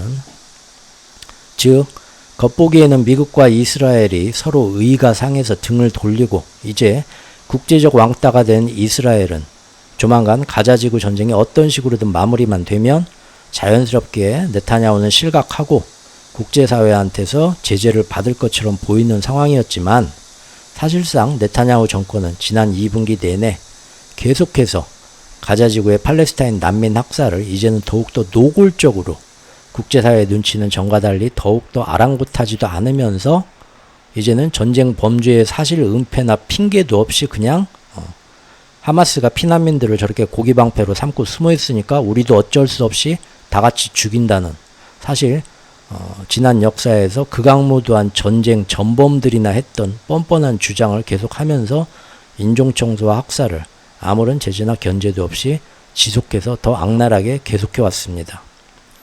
그리고 그렇게 모든 언론들이 이스라엘과 네타냐후 정권의 만행과 중동의 정세에만 집중하고 있던 그 사이에 미국은 잠시 이스라엘 전선과 거리를 두고서 G7과 공조해서 재빨리 그 사이에 유럽 전선과 아시아 전선에서 굵직굵직한 국제 조약들을 서둘러 완성하더니 마침내 두 전선을 7월 초까지 국제적으로 연결시켜 마무리 짓는 것을 마치 국회에 날치기법 통과하는 것처럼 훌딱 넘겨버렸고요.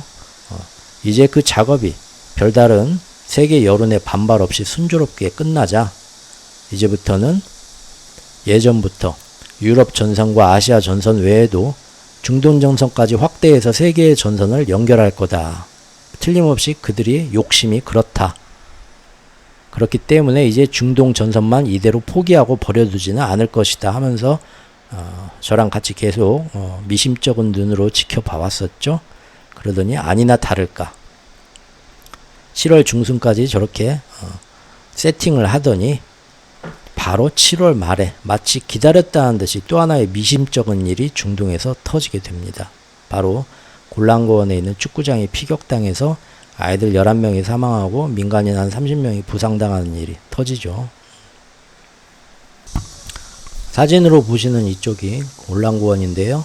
이스라엘 북쪽, 이스라엘 오른쪽에 붙어있는 시리아 땅이 있는데 시리아 땅의 북쪽이자 이스라엘 땅의 북쪽인 이쪽에 조금 높은 분지, 고원지대를 얘기합니다. 여기 한글로 나와 있는 지도가 있네요. 이스라엘, 시리아, 요르단인데 원래는 이제 이쪽 경계였는데 이거를 지금 이만큼 이스라엘이 점령해서 자기네 땅이라고 우기면서 차지하고 있는 거죠. 원래 예전에 이쪽에 이렇게 부족민들처럼 이렇게 많이 이렇게 흩어져 살던 이 팔레스타인 지역에 유럽 서구 열강들이 20세기 초에 특히 영국과 프랑스가 와서 자기들 맘대로 선을 긋고 침범해서 여기까지는 우리 땅, 여기까지는 프랑스 땅하고 지들끼리 갈라먹으면서 식민 지배하고 있던 지역이었습니다. 그런데 2차 대전 끝나고 민족 자결주의 열풍이 불면서 얘네들 다 원래 땅 주인한테 돌려주자. 유럽은 이제 전쟁하느라고 힘이 쭉 빠졌기 때문에 유럽의 힘도 약화시키고 미국이 새로운 지배자가 되기 위해서 그렇게 선심을 쓰게 되죠. 그래서 이제 영국령 이만큼하고 프랑스령 이만큼이 있는데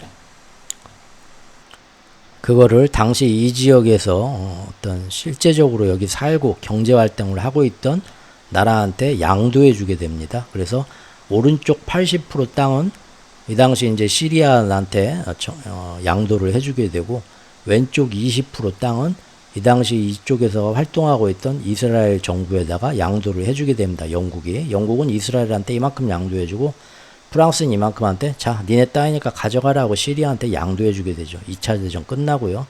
그래서 그때부터 국경에서 이만큼 이 골란고원에서 오른쪽 80%는 국제적으로 시리아 땅이 됩니다. 사실상 영국과 프랑스 그 서구 열강들한테 부당하게 뺏겼던 땅을 이제 찾은 거죠. 그런데 이 안에 정착해 있던 우리도 좀 같이 서로 도우면서 삽시다 하고 시오니즘에 따라서 처음에 온건하게 이쪽으로 왔던 이스라엘 세력이 어느 순간부터 알고 보니까 성경에서 유대교 경전에서 원래부터 여긴 우리 땅이고 니네는 다 내몰아야 된다더라 하면서 이스라엘을 건국하고 선포하면서 다 우리 땅이다. 굴러온 돌이 저기 돌을 빼냈죠. 있는 돌을 빼내고 박차고 지금 도둑이 손님이 자기가 여기 주인이라고 지금 나서게 됐죠. 그래서 그건 말이 안 된다고 전쟁이 지난하게 일어나죠. 1차, 2차, 3차, 4차 중동전쟁까지 20세기 내내 일어나게 됩니다. 근데 아랍 세력들이 완전 떡실신하면서 참패를 하게 되죠. 이스라엘이 3차 중동전쟁 때 다 잡아먹고 여기까지 점령하게 됩니다. 전쟁이 끝나면 이제 보상만 요구하면서 자기 땅으로 돌아가면 될 텐데, 여기를 점령하고 보니까 이 땅이 그렇게 젖과 꿀이 흐르는 꿀단지 땅인 거예요. 여기가 다 땅들이 황폐한데 이 지역만 수자원도 굉장히 풍부하고 농작물도 잘 되고 아주 그 풍광도 수려하면서 또 이 다른 데보다 지역이 높은 지대가 높은 그런 고원지대로서 여기를 점령만 하면 시리아든 이스라엘이든 북쪽에서 다 이렇게 내려보면서 컨트롤할 수 있는 전략적 요충지도 되는 정말 멋진 땅인데 그냥 돌아가기가 너무 아깝더라 이거죠. 그래서 3차 중동전쟁 이후로 이스라엘이 여기다가 점령군을 남겨놓고 국제법상 자기네 땅은 아니지만 실효 지배를 해버립니다. 그냥 무력으로.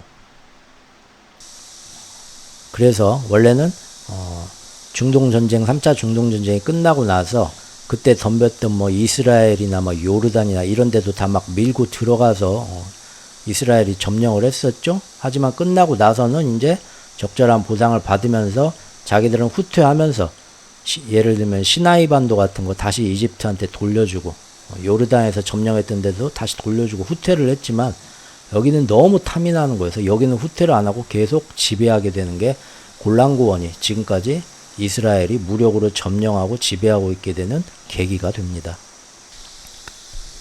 마치 일본이 독도를 포기할 수 없는 게 독도 때문에 영해권까지 다 이렇게 주장을 하게 되면 거기 그 대륙붕에 있는 수많은 해상 자원들과 또 전략적 요충지 그 모든 것이 너무나 탐이 나서 포기할 수가 없는 거죠. 자, 이러면 지금 이 골란고원에 대한 이게 과연 누구 땅이냐에 대한 국제사회의 입장은 어떨까요? 일단 여기 제가 가져왔는데 유엔 총회는 당연히 여기는 시리아 땅이라고 인정을 하고 있고요. 지금도 시리아의 골란이라는 표현을 종종 쓸 정도로 이스라엘의 영유권은 절대 인정할 수 없다는 입장을 내놓고 있습니다. 유엔 안전보장이사회 역시도 1981년에 이스라엘이 골란고원을 합병했을 때도 이걸 두고는 니네가 아무리 그래봤자 국제법적으로 아무런 효력이 없는 무효다라는 결의안을 당시에 국제사회가 만장일치로 통과시켰을 정도입니다.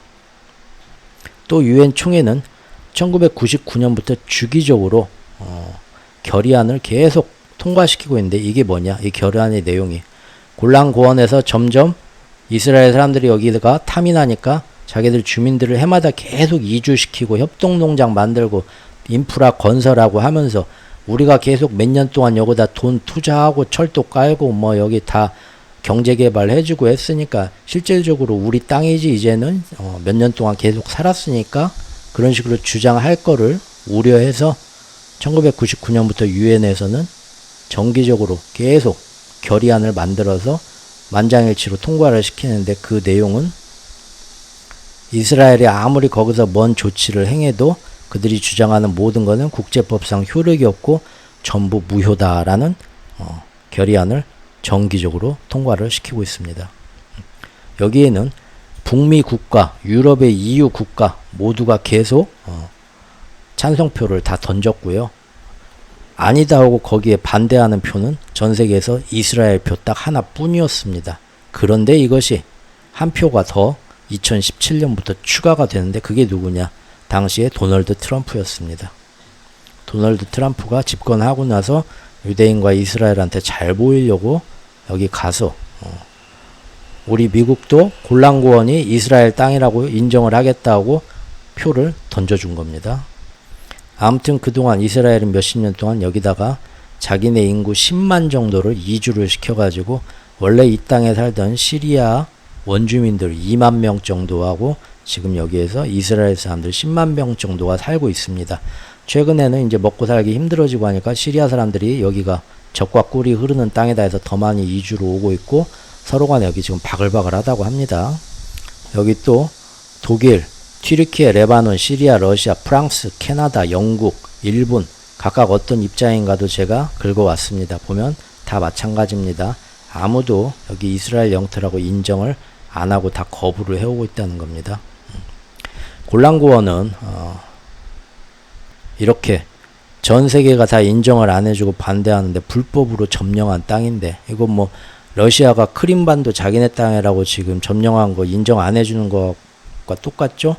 사실 그 면면을 들여다보면 더 격렬하게 인정을 안 해주고 있습니다. 국제사회가 이건 말도 안 되는 짓이다 하고. 그런데도 지금까지 어떻게 이스라엘은 여기서 잘 먹고 잘 살까요? 이스라엘의 유대 세력이 전 세계에서 워낙에 힘이 막강하다 보니까 국제사회에서 비난만 하지 실제로 실효적인 조치는 아무것도 못하고 그냥 수수방관하고 있는 겁니다. 그리고 다만 여기서 매번 안에서 뭐 내전이 일어나고 할까봐 유엔군이 가운데에 시리아하고 이 사이를 이렇게 막아요. 막아서 중간에 이 경계 지역을 세우고 자기들이 평화유지군이라는 명목으로 들어가 있습니다. 근데 사실상 평화유지군인지 이스라엘을 시리아로부터 지켜주려고 들어간 건지 모를 그런 모양입니다. 바로 이런 골란구원에서 이번에 7월 말에 이스라엘이 헤즈볼라의 만행이라고 주장하는 민간인 피격 사건이 일어나게 된 것입니다. 그 지역에 아이들의 축구장에 있는 체육공원 같은 데 폭탄이 떨어지게 되고 축구하던 아이들이 많이 죽고 그 옆에 있던 민간인들도 많이 다치게 되죠.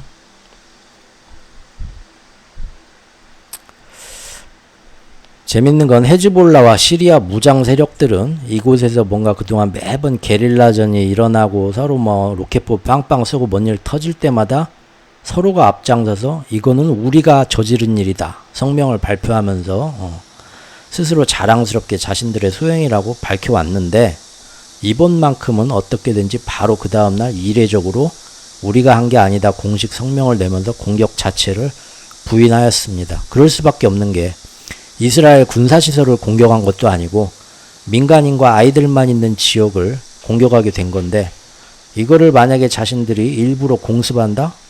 그럴 이유가 없죠. 자신들한테 아무런 도움이 안 되고 오히려 여론의 비난만 받을 것이고 국제사회에서 민심을 잃기만 하는 미련한 짓인데 우리가 그런 짓을 왜 하겠냐. 같은 이슬람 세력 안에서도 이 바보 같은 놈들 지금 뭔 짓을 저지른 거냐. 왜 그 시리아 주민들 이슬람 아이들을 공격을 했냐. 칭찬받을 일이 전혀 못 되죠. 그러니까 우리가 한 거 아니다. 바로 그 다음날 발끈하게 나왔습니다. 그리고 피격을 당한 민간인들이 사실상 이스라엘 국민이 아니라 시리아 이슬람인들이기 때문입니다. 그러니까 정말로 자기들이 의도치 않게 저지른 큰 실수가 아니라면 헤즈볼라가 의도적으로 여기다 로켓을 쏠 이유는 전혀 없는 거죠. 실제 이번에 피격을 당한 데가 골란고원에 예전부터 살던 시리아 이슬람인들 드르주파라는 종파의 집단 거주지입니다. 드르주파가 이 이슬람인들이 있는 원래 시리아에 살던, 우리나라로 치면 독도 주민, 울릉도 주민들이죠. 이 사람들이 있던 축구장이 폭격을 맞으면서 어린이하고 청소년 12명이 사상을 한 거예요. 드르주파는 이슬람 시아파에서 갈라져 나온 소수 종파이고요. 이 사람들은 옛날부터 이 지역, 이 주변 지역에 흩어져 살던 사람들입니다. 여기 좀 더 자세한 내용, 이 사람들에 대해서 이번 사태에 대해서 나온 기사가 있습니다. 한번 보시고요. 사실 골란고원에서 죽은 아이들은 모두 시리아 원주민들이고요. 이슬람 종교를 예전부터 믿어왔던 무슬림들이었습니다. 이스라엘은 근데 그곳을 자신들이 불법적으로 점유하고 자신들 영토라고 주장하면서 이 땅에서 계속 살고 싶으면 너희들은 이제부터 이스라엘 영토 안에 이스라엘 국민이다. 시리아 국민이 아니라. 그렇게 얘기를 하면서 이스라엘 국민으로서 세금도 내고 국방의 의무도 다 해라 강요를 했습니다. 그래서 실제로 이 무슬림인들이 이스라엘 군대에 전부 강제 복무하기도 하였습니다. 그런데 이 드르주파는 시아파의 종파이긴 하지만 비교적 온건파이면서 계속해서 자기들이 오래전부터 살아왔던 고향 땅 골란고원에 거주하고 싶어 했기 때문에 이런 이스라엘의 말을 순순히 들으면서 계속 살아오고 있었습니다. 그런데 이번에 갑자기 누가 날린지 불분명한 로켓 때문에 아이들과 민간인들이 죽거나 부상당한 겁니다. 이스라엘 사람이 전혀 죽은 게 아니고요. 이 드르주파 이슬람인들만 죽었다는 겁니다. 그런데 네타냐후는 그 다음날 비행기를 타고 여기를 찾아가서 눈물을 흘리면서 여기 보이시죠? 희생된 아이들은 우리의 아이들입니다. 이스라엘은 이번 사태를 그냥 넘기지 않을 것입니다. 라고 국제사회에 선전을 하게 됩니다. 그리고 이날 정작 이스라엘 국민들은 이 소식에 우리 이스라엘 아이들이 죽었다고 분노한 사람은 아무도 없었고요. 어차피 그 시리아에 살던 원주민들 이슬람 무슬림 아이들이 죽었다며 그것보다는 이 소식을 접하고 네타냐후는 쓸데없는 짓 말고 빨리 돌아와서 퇴진해라 하고 데모 시위만 하고 있었습니다. 당시 로켓 공격을 받고 아이들을 잃은 드르주파 촌장의 인터뷰가 여기 있습니다. 인터뷰에서 드르주파의 지도자가 뭐라고 했냐면 헤즈볼라를 공격 주체로 지목한 이스라엘 주장 내가 볼 땐 조작인 것 같다. 또 죽은 아이들을 위한 기도회에서 뭐라 증언을 하려면 그 전부터 이스라엘이 우리 드르주파를 자기들을 이스라엘 국민이라고 돌봐준 건 하나도 없고 오히려 매번 이 핑계 저 핑계 대면서 여기서 계속 탄압하고 학살을 자행해왔다. 뭔 소리냐 이런 주장도 했고요. 그리고 지금 이 조작된 로켓 사건은 가만히 보니까 양측 모두에 의해서 이용당하고 있다. 우리는 단지 여기서 평화롭게 살고 싶다. 전쟁이고 뭐고. 그런데 양측 모두에 의해서 이용당하고 있다. 그게 두렵다. 이용당하는 건 뭔 얘기냐. 이번 사건을 두고 경쟁이 벌어지고 있다. 즉 우리 드르주파 안에서도 우리 전체는 온건파로서 평화롭게 그냥 살고 싶다는 거 하나뿐인데 드르주파 안에 강경파들이 이번 일에 가만히 있으면 안 된다. 이스라엘과 맞서 싸우자 하면서 전쟁에 지금 동조하자고 지금 이걸 이용하려는 세력이 있고 또 하나는 반대로 헤즈볼라가 일으킨 게 맞다고 하니까 우리는 이미 이스라엘하고 친한데 헤즈볼라나 이런 거에 맞서 싸우자 이스라엘 군대가 돼서 즉 드르주파 안에도 이스라엘 편이 있고 이슬람 세력 편이 있는데 양쪽에서 서로 상대방 짓이라고 주장하면서 자기들을 이용해 먹으려고 한다. 이게 제일 싫다. 이런 증언이 나오고 있네요. 이 일이 터지고 나서 이스라엘은 바로 그 다음날부터 여기에 대한 보복이라면서 레바논 남부의 헤즈볼라 군사기지들을 전투기로 공습하게 됩니다. 하지만 이때만 해도요. 그 전부터 계속 이어져 오던 일반적인 보복 공습의 모습과 사실 별다른 차이가 없었고 또 이 공습은 사실 이스라엘이 자신들이 여기에 맞춰 이렇게 보복을 공습을 해도 국제사회가 뭐라 하지 않나 하고 살짝 간을 보는 그런 형국이었죠. 그러더니 이제 슬슬 이걸로는 성이 안 차서 레바논의 수도 베이루트를 조만간 이스라엘이 보복성으로 공습을 할 거라는 소식을 국제사회에 이때 주말에 흘리기 시작합니다. 과연 국제사회에서 또 베이루트를 공습한다고 이건 안 되지 하고 자기들을 비난할까 어떨까 어떤 소식이 들려오나 보려고 신중하게 움직이면서 좀 간을 봤던 것 같습니다. 그리고 사실상 서방 국가들은 이미 이때부터 자국민들을 베이루트에서 철수하라고 빼내고 있었고요. 그리고 이제 그로부터 3일 뒤에 다들 아시다시피 이스라엘의 선을 넘는 공격이 이렇게 또 한 번 이루어지게 지난 4월에 이어서 이번에도 이루어지게 됩니다. 즉 사실 죽은 아이들은 시리아의 아이들, 이슬람 아이들이지만 이스라엘 아이들을 헤즈볼라가 죽였다고 주장을 하면서 비록 그전에도 헤즈볼라와 이스라엘은 준전쟁 상태였지만 어찌 그 와중에 지금 죄 없는 민간인과 아이들을 공격할 수 있느냐 그렇게 분개를 하면서 사실상 레바논이 헤즈볼라만의 국가도 아닌데 레바논의 수도를 타격을 한 것입니다. 그리고 이스라엘은 물론 그 와중에도 하마스를 잡기 위해서 우리가 어쩔 수 없는 정당한 공격이라 주장을 하면서도 계속 가자 지구의 아이들과 팔레스타인 민간인들을 계속 공격을 해왔습니다. 내로남불이죠. 자기들은 정당한 공격이고 하마스 잡으려면 어쩔 수 없다 하면서 지금까지 팔레스타인 아이들과 민간인들을 3만 8천 명에 이를 정도로 죽여왔습니다. 예. 그런데 헤즈볼라가 자기들과 싸우면서 실수인지 어쩐지 모르겠지만 자기들 나라에 살고 있는 아이들 12명이 죽었다. 이거는 참을 수 없다 하면서 사실 자기네 국민도 아닌데요. 어떻게 보면 음모의 냄새가 아주 심하게 나죠. 그러면서 지금 참을 수 없다고 또 쳐들어간 겁니다. 이렇게 베이루트 보복 공습으로 인해서 헤즈볼라의 주요 지도자가 사살당합니다. 그러나 이것은 단순히 헤즈볼라 이스라엘만의 문제가 아니었죠. 헤즈볼라와는 상관없는 레바논의 수도와 다른 그 레바논 국민들한테까지 불똥이 튄 거고요. 이것은 중동 전체에서 그러지 않아도 유대인들을 미워하고 있던 반유대 세력들을 다시 한번 자극하게 되고 이슬람 전체의 강경파들이 언제까지 이렇게 바보처럼 호구처럼 당하기만 할 거냐.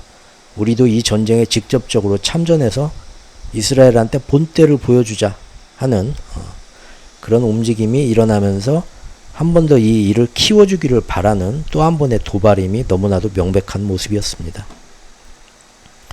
네타냐후는 전쟁을 더 크게 키우고 연장함으로써 앞으로 다시 한번 국내 강경파 세력을 집결하면서 지지율을 끌어올릴 수가 있고요. 그걸 이용해서 현재의 극렬 시오니즘 정권을 계속 또 유지해 나가면서 그들의 최고 염원인, 즉 팔레스타인 땅을 완전히 유대인 땅으로 수복하고 거기에 살고 있던 기존의 이교도인들은 전부 다 추방하거나 완벽하게 다 깔끔히 죽여서 인종 청소하겠다는 꿈을 계속 이뤄나갈 수 있기 때문에 이를 자꾸 크게 벌리려고 하는 거죠. 또 미국과 그 뒤에 귀축통화 배후 금융 세력들은 이렇게 중동에 다시 한번 전면적인 분란으로 확대가 되면 작년부터 일어난 하마스 전쟁을 이걸로 인해서 더 크게 키우면서 브릭스 안에서 경제 협력을 하기로 한 중동 세력들의 움직임이 지금 요것 때문에 사실상 금년 1월부터 사우디랑 이란이 들어가서 손을 잡고 브릭스 안에서 뭔가를 하기로 약속이 돼 있었는데 지금 이 전쟁 때문에 계속 연기되고 있죠. 그래서 이 전쟁이 어떻게든 끝나고 휴전되면 다시 손잡고 들어가서 경제협력하면서 달러 패권에 도전하는 시스템 자꾸 만들어 놓고 점점 더 세력을 키울 거 아닙니까? 그래서 이 전쟁을 좀 더 크게 키우고 멈출 수가 없는 거죠. 그리고 이왕이면 이것을 이 중동 전선을 키운 다음에 유럽 전선, 아시아 전선하고 다 이어 붙여가지고 이 세계적인 지구 전체의 지정학적 불안을 앞으로 계속 이어가야만 지금의 달러 패권을 차세대에도 이어가려는 그들의 마스터 플랜이 계속해서 인플레이션하고 상관없이 오랜 힘을 받을 수가 있기 때문입니다. 베이루트 뿐만 아니라 그 다음에 이제 엄청난 사건이 터지죠. 이란의 테헤란에서 이 사건은 전에 이제 얘기했고 다들 알고 계시죠. 이렇게 양쪽에서 두 군데에서 일이 터지면서 이미 그 전날까지만 해도 휴전 협상 테이블에서 모든 걸 맡아하고 있던 하마스의 또 다른 지도자가 이란 대통령 취임식에서 암살당하면서 이제 하루 이틀 뒤에 결국 휴전하는 협상이 될 거다. 최종 조정만 남겨두고 있다고 미국의 토니 블링컨 장관이 아주 자랑스럽게 내가 이렇게 다 휴전을 성사시켰다고 자랑하고 있던 그 전쟁 휴전하는 이란 수도 테헤란에서 하마스 지도자가 사살당하면서 바로 없던 일이 되어버리고 맙니다. 그 하마스 지도자가 휴전하는 협상을 주도하고 있던 인물이었죠. 하지만 네타냐후는 오히려 이로써 휴전이 더 잘 될 거다. 휴전 협상에 더 가까워졌다는 말도 안 되는 엉뚱한 말을 하게 되고요. 이후에 뒤를 이어서 하마스에서 선출된 지도자는 신와르라는 사람이죠. 대단한 강경파고 이번 하마스 침공을 주도했던 사람입니다. 이스라엘은 이제 그와는 더욱더 휴전안을 얘기할 수 없다면서 계속해서 또다시 휴전안은 멀어지고 있습니다. 이란이 이제 곤란해졌죠. 이란에 새로 취임한 온건파 대통령은 사실상 그전까지 이란을 꽉 정계에서 잡고 있는 강경파 세력들하고 달리 자기 지지 기반도 지금 굉장히 약하고요. 또 그 강경파 세력들한테 제대로 된 대통령으로 아직 인정도 못 받고 있는 상태입니다. 즉 정치적 입지가 몹시 약한 상태인데 그 사람이 당선 축하 연설 때 말한 것처럼 이스라엘과 미국과 평화적으로 일을 한번 해결해 보겠다는 그런 소신 있는 목소리를 내야 되는데 자기 취임식에서 이런 어마어마한 사건이 일어나니까 더 이제 그런 목소리를 내기가 쉽지가 않은 거죠. 만약에 여기서 유화적인 태도를 취하면서 그래도 어떻게든 우리가 참고 뭔가 화내지 말고 대응하지 말고 어떻게 해보자, 그런 식으로 만약 얘기를 꺼내게 되면 이슬람권 전체의 비난의 목소리가 그에게 쏠리는 거고요. 자칫하면 취임하자마자 얼마 못 가서 실각당할지도 모르는 그런 아주 정치적인 위기 상황이죠. 더군다나 대통령보다 더 위에 있는 이란의 최고 종교 지도자, 80살 80대 할아버지 있죠? 그 양반이 이 일에 대해서는 참지 말고 복수를 하라고 지시를 하게 됩니다. 이란 최고 지도자가. 사실 이란은 이 일이 발생한 후에 보복에 나서기 전에 바로 그 다음날 국제사회에 유엔 안보리 소집을 또 한 번 요청을 했습니다. 그러면서 남의 나라 대통령 취임식까지 들어와서 저지른 이 이스라엘의 테러가 국제법을 어긴 비열한 행위임을 만천하에 호소하면서 국제사회가 다 같이 힘을 모아서 이스라엘에 제재를 하자라는 여론전을 처음에 진행을 했었습니다. 하지만 바로 그 다음날 미국이 분노에 찬 경고장을 이란에 날리면서 이스라엘에 미군을 추가 배치를 하게 됩니다. 그러면서 국제사회의 여론은 감히 미국의 눈치를 보니라고 이스라엘이 정말 나쁜 짓 했네, 이건 좀 선을 넘었네 말하기 전에 미국이 이란을 더 강하게 비난하니까 아무 소리도 못 내게 된 거죠. 마침 또 6월 말과 7월 초를 거쳐서 G7과 함께 유럽 전선과 아시아 전선을 완성해 놓으면서 당시에 그 공동 성명서에서 중국, 러시아, 북한뿐만 아니라 이란까지 넣어서 4대 연합 빌런으로 우리가 힘을 모아서 얘네들을 제재를 하자라는 성명서를 이미 사인을 하고 지정을 해 놓은지라 며칠 뒤에 터진 이런 사건과 그에 따른 이란의 국제사회 호소는 별다른 반향을 일으키지 못했었습니다. 결국 그렇게 드디어 참고 참던 이란도 마침내 이번에는 진짜 못 참고 4월 이후에 넉 달 만에 이뤄진 또 한 번의 이 도발에 마침내 본격적으로 발을 들이게 될 것만 같은 일촉즉발의 사태가 완성이 된 것이었습니다. 그리고 우리가 살펴봤던 것처럼 자산시장의 세력들은 이미 이 일이 터지기 열흘 전부터 어떻게 된 건지 갑자기 위험자산 노출을 최대한 급하게 허둥지둥 줄이고 안전자산으로 피신하는 모습이 나오기도 했었습니다. 그리고 이제 여러 가지 설이 있지만 어떻게 죽였냐, 이 암살 방법이 뭐였냐, 드론을 날렸냐, 로켓포를 미사일을 쐈냐, 전투기가 날아와서 별 얘기가 다 있지만 결국 나중에 윤곽이 잡히기로는 첨단 정밀무기로 타격한 게 아니다. 폭탄을 미리 설치해 놨었다. 그리고 이 폭탄은 어떤 식으로 설치할 수가 있느냐, 그 삼엄한 경비를 뚫고 가만 보니까 이미 한두 달 전부터 치밀하게 이란의 호위대, 경비대 몇 명을 포섭을 해가지고 아주 면밀하게 준비된 작업이었다는 게 드러났죠. 즉 이것은 스파이들, 이스라엘 정보 조직인 모사드가 관련해서 사람을 포섭해서 휴민트, 인적 자원을 스파이들을 이용한 정보전이고 스파이전의 결과였음이 드러나게 됩니다. 즉 모사드, 이란의 정보기관 모사드 주도하에 이란의 온건파 대통령 당선이 확정되고 나서부터 그가 취임하고 이란의 국내 어떤 그 여론이 온건파의 힘을 받아가지고 더 이상 확전이 되지 않고 전쟁이 휴전 쪽으로 더 기울어지는 것을 우려했던 이란의 정보조직 세력, 네타냐후의 정보조직 세력이 그 전부터 한 달, 두 달 전부터 이 작전, 스파이전, 정보전을 은밀히 진행을 철저한 계획 아래 시켜왔고 이번 일을 저질렀다는 게 윤곽이 드러난 겁니다. 그렇다면 과연 미국 CIA는 이것을 전혀 몰랐겠냐 하는 의심이 여기서 강하게 들죠. 어쨌든 이런 식으로 이번에도 역시나 까마귀 날짜 배 떨어지듯이 혹시나 했더니 역시나 하는 식으로 작년 이맘때처럼 일은 착착 벌어졌고요. 이제 1분기 때 이란을 끌어들이려다가 실패하고 국제 비난만 가해지면서 그때 처량한 비 맞은 강아지 마냥 잠시 철수했었던 세력들의 음모는 6월과 7월 초까지 유럽과 아시아 전선을 완성하자마자 다시 또 7월 말에 연이어서 가열차게 진행되었던 것입니다. 그리고 그동안 지난 3개월 동안 철저히 여론전을 하면서 중동의 여러 나라들을 바쁘게 돌아다니면서 우리 미국이 앞장서서 가자 전쟁을 반드시 휴전안을 성사시키겠다고 열일을 하시던 우리 토니 블링컨 미국 국무장관께서는 골란고원의 테러가 일어난 그 주말에 G7 외무장관들과 급하게 화상 카메라로 화상회의 자리를 갑자기 소집을 하시더니 거기서 이제 앞으로 우리 CIA 정보가 파악하기로는 24시간 이내에 이란이 이스라엘을 본격 침공할 정보를 우리가 확실히 가지고 있다. 즉, 그 다음 주 월요일 날 이란이 침공하게 될 것이다. 네, 우리 시간으로 8월 5일 월요일을 그때 얘기하는 거였죠. 반드시 하게 돼 있다.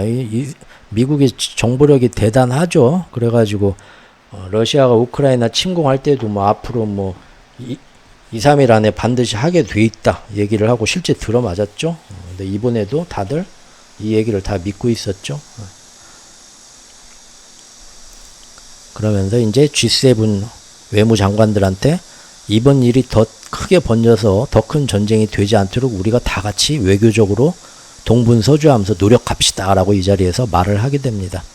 그러나 사실상 이것은 지난 우크라이나 전쟁 발발 시 미국의 독보적인 정보력으로 이제 곧 24시간에서 48시간 내에 러시아 우크라이나 침공이 일어날 거라고 전 세계에 생중계하면서 나타났던 효과가 전 세계가 이목이 집중되고 그 후에 계속해서 러시아나 이란이 어떤 식으로 행동하고 있고 뭘 했다라고 계속 중계방송 때리면서 그들의 나쁜 모습만 보복 행위만 더 부각되면서 전 세계의 여론과 분위기가 그들을 악의 축 빌런으로 몰고 가는데 유리하게 이끌고 갔었죠. 이번에도 그렇게 하려고 준비했던 모습이 보였던 거죠. 그리고 동시에 G7들한테 괜히 지금까지 뭐 이스라엘 니네가 더 나쁜 놈이다 하면서 2분기 때 다 등을 돌렸었는데 앞으로는 이란 보복이 시작되면 우리 미국이 시키는 대로 다 같이 한 목소리를 내서 니들도 동참하자고 내부 단속하는 모습이었죠. 그런데 이제 더 놀라운 일이 이때부터 벌어지죠. 누구나 이번에는 이란이 결국 확전을 하고 보복을 할 거다 생각을 했는데 8월 5일부터요. 지금 오늘 8월 11일까지 일주일을 또 참아내죠. 이번에도 이란은 화를 참아내면서 우리 예상을 아득히 뛰어넘는 더 이성적인 반응을 보이고 있는 것입니다. 이스라엘은 골란고원 사태를 핑계대면서 국제사회에서 당시에 진짜 어디서 쏜 로켓으로 아이들이 죽었냐 진상조사 해보자 했거든요. 근데 그에 상관없이 바로 일단은 화가 나서 뚜껑이 열려 참을 수가 없다 하면서 바로 그 다음날 전투기 띄워서 일단 레바논 공습을 재빠르게 단행하였고요. 그리고 또 테헤란에서 그런 일을 또 터뜨렸고요. 대통령 취임식에서. 그러니까 이제 이란에서도 못 참겠다고 이란 최고 지도자도 그에 합당한 보복을 할 것을 지시했죠. 뭐 국제사회 진상조사 그런 건 다 물 건너 간 거고요. 당장 이제 전면전으로 확대가 되냐 마냐 그렇게 된 건데 이상하게도 이란이 계속 일주일 넘게 곧 보복할 거다 하면서도 안 움직이고 있더라 이겁니다. 이렇게 자꾸 이란의 보복이 늦어지게 되면 이스라엘은 당연히 초조해지죠. 왜냐하면 시간이 지날수록 이란 내에서도 다른 여론이 나오게 될 가능성도 있고 또 계속 이렇게 이란 안에서 틀림없이 온건파와 강경파 안에서 어떤 식으로 보복하자 아니야 그 방법보단 이 방법이 낫다 하고 서로 계속 싸우고 있을 텐데 이렇게 시간이 끌어지면은 결국 이란 내부 갈등으로 번지게 되면서 외부에 어떻게든 빨리 보복하는 것보단 지들 안에서 이란 안에서 온경파와 강경파가 서로 세력 싸움하는 내부 분열 수습에 더 치중하게 되면서 또다시 이번에는 꼭 확전을 시켜야지 하는데 이 확전이 또 흐지부지 될 수도 있지 않을까 걱정하겠죠. 초조해야 한다 이겁니다. 이제 오히려 이스라엘이. 그래서 사실 사태를 따져보면 이스라엘은 이미 골란고원 사태에 합당한 보복을 충분히 했습니다. 베이루트 암살하고 이란 대통령 취임식까지 들어가서 테헤란에서 테러를 저지르고 이미 여기에 대한 보복을 충분히 한 것 같습니다. 무게감만 따져도. 그리고 이제 이란이 보복할 차례가 돼서 잔뜩 준비하고 긴장하고 있다고 하는데, 만약에 이란 보복이 이렇게 자꾸 유야부야 흐지부지 된다면 어떻게 되겠습니까? 이스라엘은 사실 겉으로는 더 좋아야죠. 바랄 게 없는 상황입니다. 거기에 맞는 충분한 보복을 했는데 이란이 거기에 맞대응 안 한다 하면 이스라엘은 실리를 챙길 게 다 챙긴 거죠. 오히려 잘 된 거죠. 두려워할 필요도 없고. 그런데 이렇게 이란의 보복이 자꾸만 알 수 없게 늦어지면서 중동 전체 전쟁으로 확전이 되지 않자 사실은 확전이 목표고 그걸 더 원하는 이스라엘이기 때문에 지금 이대로 얌전히 좋아지는 걸 원하지 않는 거죠. 그래서 이런 얘기가 나오죠. 이란이 안 오니까 우리가 한 번 더 쳐들어갈까? 이런 얘기가 나옵니다. 선제 타격 운운하면서 이란이 곧 공격할 것 같은데 그 전에 이란이 힘을 빼놓기 위해서 가스전을 먼저 우리가 칠까요? 뭐 이런 얘기도 슬슬 흘립니다. 자꾸 이란 강경파를 자극을 하는 거죠. 사실 이 전쟁이 확전으로 안 번질까봐 그리고 어떻게든 확전을 시켰으면 하고 온갖 음모와 행동을 다 하는 게 지금 이스라엘이고 그 뒤에서 그걸 또 도와주는 세력이 있다는 겁니다.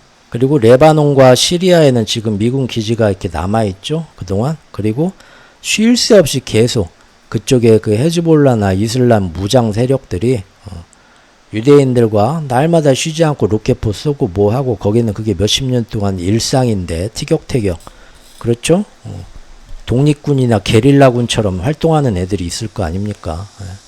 근데 또 거기서 이스라엘 편을 들어주면서 맨날 눈에 가시 같은 역할을 하는 게 미군 기지잖아요. 그러니까 심심하면 미군 기지 안에도 로켓포 뭐 쏘고 작전도 일어나고 우리 맨날 보는 중동 전쟁 영화, 미국 전쟁 영화 보면 그런 거잖아요. 거기에 주둔하는 미군들이 뭐 작전 나가고 스나이퍼도 작전 나가고 거기는 늘상 그런 소규모 티격태격 뭐 그런 일들이 일상이잖아요. 근데 그거를 지금 이란이 조만간 보복한다 하니까 그거하고 연계지어서 대서특필하면서 자꾸 분위기를 지금 만들어가고 있습니다. 미국 주둔 기지에 로켓포가 또 날라와서 몇 명 다쳤다 막 이런 게 막 대단한 사건인 것처럼 지금 대서특필하고 있죠. 즉 이란이 어떻게든 우리를 다시 건들고 있다 그런 거를 세계인들한테 지금 각인을 시켜주려고 노력을 하고 있는데요. 오히려 이란은 이런 것과 아랑곳 없이 저번 주에 무슨 짓을 했냐? 전 세계 무슬림 긴급 회의를 소집을 했습니다. 전 세계 이슬람권 그 국가들의 연합체 이슬람 협력 기구를 7일날 이스라엘에 보복은 하지 않고 여기서 긴급 회의를 소집을 합니다. 외무장관급으로 다 불러다가 자, 이 세계 무슬림 회의를 소집하고 그 안에서 무슨 얘기들이 오갔는지를 알자지라 방송이나 지네 거기에선 다 얘기를 하겠지만 이상하게 서방 언론에서는 이런 거 되게 관심 둘만한데 거기서 긁어다가 우리한테 소개해주지를 않아요. 그러죠? 철저히 서방 언론도 통제를 당한다는 겁니다. 그래서 그 긴급 이슬람 국제 이 긴급 회의에서 무슨 얘기가 오갔는지 우리한테 알려지지가 않습니다. 하지만 대충 우리가 유추는 해볼 수 있죠. 설마 거기에서 전 세계 무슬림 국가들한테 참을 수 없으니까 우리 다 같이 이란과 미국, 이스라엘과 미국을 향해서 다 같이 세계대전처럼 싸웁시다. 그런 얘기를 했겠어요? 절대 그러진 않았겠죠? 그런 얘기 한다고 다른 전 세계 이슬람 국가들이 동조할 리도 없죠? 그럼 우리가 그렇게까지는 못합니다. 하겠죠? 자기들 나라 이익을 생각하면. 그런 얘기 나왔을 리는 없고, 애들 만화도 아니고. 그거보다는 지금 앞으로 우리가 이스라엘에 대해서 이런 보복 공격을 할 건데, 우리 억울하고 우리가 충분히 그럴만하죠? 하고, 보복의 정당성을 새삼스럽게 그들한테 설득하고 뭐 그런 것도 아니겠죠? 왜냐하면 이미 모든 이슬람권의 무슬림 나라들은 그동안 팔레스타인의 그 고난의 역사를 알고 있고 오히려 그동안 왜 이란을 비롯한 이슬람권 나라들이 더 강하게 나가질 않고 팔레스타인 그 우리 동포들이 그렇게 학살당하는데 뒷짐만 지고 있냐고 오히려 여론으로 날마다 이슬람권 나라들을 엄청난 시위를 하면서 정치 지도부들을 압박해 왔었습니다. 그러니까 이제 와서 새삼스럽게 우리가 가서 보복 공격해도 되겠죠. 그 동의를 구하는 것도 아니죠. 오히려 아니 빨리 가서 보복 공격을 하지 왜 안 하고 괜히 회의나 소집하고 왜 그래. 그런 얘기 나왔겠죠. 그렇다면 결국 우리가 유추해 볼 수 있는 가장 합리적인 예측은 지금 모두가 이란이 드디어 나서는구나. 한번 좀 본때를 보여줘 저놈들한테 하고 강경한 피해 보복을 해줄 것을 무슬림 국가들은 지금 내심 기대하고 있는데 그런 애들을 모두 갑자기 불러가지고 뭔 설득을 했겠습니까? 이란 대통령이. 나도 지금 내 속에 불이 막 들끓고 있다. 나도 진짜 울분이 나서 참을 수가 없다. 당장 가서 폭탄 미사일 다 때리고 싶다. 하지만 우리가 여기서 감정적인 대응을 하게 되면 그 다음에는 계속 이놈들은 옳았구나 하고 대응하면서 확전으로 이어질 거고 1년 2년 뒤에 우리 모습이 어떻게 되겠냐. 감정적인 대응보다는 우리가 보다 합리적이고 이성적인 대응을 통해서 실리를 추구하는 게 어떤 방향일 것 같냐. 나는 이렇게 생각하는데 우리 무슬림 국가들은 어떻습니까? 내 생각에 동의하십니까? 이런 식으로 그들한테 알리고 설득 작업하려고 무슬림 긴급회의를 소집했다고 보는 게 저는 맞다고 봅니다. 그리고 거기에는 당연히 이번에 새로 취임한 이란 온건파 대통령의 의지가 있었을 것이고 또 그 진행은 이런 회의를 소집하고 계속 일주일 동안 보복 공격 안 하고 자기들끼리 안에서 뭘 티격태격 계속 뭔 회의를 했다는 거는 당연히 많은 강경파들의 분노하고 맞서서 굉장히 힘든 여정을 이어가고 있을 거라는 생각이 듭니다. 결국 지금 이란 내부에서는 아무리 뭐라 해도 자신의 의지대로 온건하고 이성적인 방법으로 이 위기를 벗어나고 싶어하는 이란 신임 대통령과 그들 지도부의 의지와 또 반대로 이슬람 피해 원리에 따라서 앞뒤 안 가리고 일단 보복하고 싶어하는 강경파의 두 의지가 지금 안에서 치열하게 세력 다툼을 하고 있을 것입니다. 당연히 8월 5일날 보복할 것이라고 이제 드디어 성공했다 하고 기대하고 있던 미국과 이스라엘도 지금쯤은 이런 분위기를 충분히 감지를 했을 것이고요. 그래도 이번에는 어떻게 해서든 그들을 전쟁판으로 끌어내려고 또 이들도 자신들만의 2차 계획을 열심히 짜고 있을 확률이 높다고 봅니다. 그래서 지난주에 참으로 더러운 일들이 많이 벌어졌는데요. 이스라엘은 이런 와중에 어떻게든 이란이 온건파의 목소리가 약해지고 강경파의 목소리가 강해지면서 자기들한테 보복 공격을 해왔으면 좋겠는데 안 하고 지금 저렇게 또 안에서 격렬하게 토론만 하고 있으니까 아주 막가파식으로 더 많은 자극을 하면서 이란의 강경파가 온건파 지도자를 뒤집어 엎고 지금 이 싸움판으로 나와주기를 기대하고 있습니다. 즉 이란 보복 선언 이후에 가만히만 있어도 자기들이 남는 장사인데 헤즈볼라 지휘관을 한 번 더 사살하죠. 이란이 안 움직이면 헤즈볼라라도 참고 움직여라 라는 식으로 자극을 하는 거죠. 그리고 팔레스타인 민간인들이 계속 학살당하는 것을 동족으로서 그대로 참기만 할 수 없다는 게 이슬람권 전체의 여론인데 그 여론을 움직이기 위해서인지 마침 또 이 안 좋은 시기에 이 민감한 시기에 이스라엘 자신이 팔레스타인 주민들을 그동안 불법으로 감금하고 구속하고 구타하고 고문하고 학대했던 거 이미 서구 사회에서도 다 이미 지난 몇십 년간 다 밝혀진 일이죠. 그런데 또 이 민감한 시기에 외부로 그 충격적인 실태를 자발적으로 흘리는 일이 이뤄집니다. 이스라엘 방송에서. 이러면은 지금 여기 내용 차마 끔찍해서 제가 다 갖고 오진 못했는데 CCTV 영상까지 나왔어요. 그래서 군인들도 아니고요. 하마스도 아니고요. 팔레스타인 지역 주민들 가서 너 혹시 뭐 그냥 막 끌려가는 겁니다. 예전에 뭐 삼청교육 때 끌려가듯이 너 좀 마음에 안 든다 하고 데리고 가가지고 때리고 학대하고 여성들은 뭐 수시로 성폭행을 당하고요. 이번에 문제가 이 일이 터져서 밖으로 알려지게 된 게 남성이 성폭행을 당했어요. 동성한테, 이스라엘 군인한테. 그래서 생명이 직장에 파열되고 생명이 위중해지면서 의료진이 들어갔다가 이 참상을 보고 이스라엘 인권 방송에다가 제보를 해가지고 알려지게 된 겁니다. 충분히 이스라엘 안에서 검열을 통해서 외부로 나가는 걸 막을 수 있었겠지만 전시 상황이니까 일부러 흘렸다는 거죠. 그래서 지금 이란의 대통령이 전 세계 이슬람 세력들을 진정을 시키면서 자기 의지대로 온건한 방법으로 어떻게 대응을 해보자고 여론을 주도하려고 하는데 전 세계 이슬람 세력들이 못 참게 만들려고 자꾸 자극을 하는 이 비열한 방법을 쓰는 거죠. 요즘 보면 이스라엘 군인들이 새롭게 이제 젊은 군인들, 이번 전쟁에 참전해서 직접 이 전쟁을 겪게 된 젊은 군인들이 양심선언을 하면서 복무를 거부하는 애들, 차라리 감옥 가겠다고 지금 나오고 있는 군인들이 요새 많이 나오고 있다는 소식입니다. 왜냐? 정말 학교에서 교육받은 것처럼 자기들의 성실한 성전이라고 생각하고 하마스 팔레스타인 다 나쁜 놈이라고 생각하면서 전쟁을 갔는데 가보니까 팔레스타인 주민들을 마구 학살하는 자기 동료들의 그런 무모한 파괴 행위를 다 목격을 하게 되고 그런 상부의 상관의 명령이 번번하게 계속 이루어지는 걸 보면서 이건 아니다 싶다는 그런 인터뷰 내용들이 나오고 있습니다.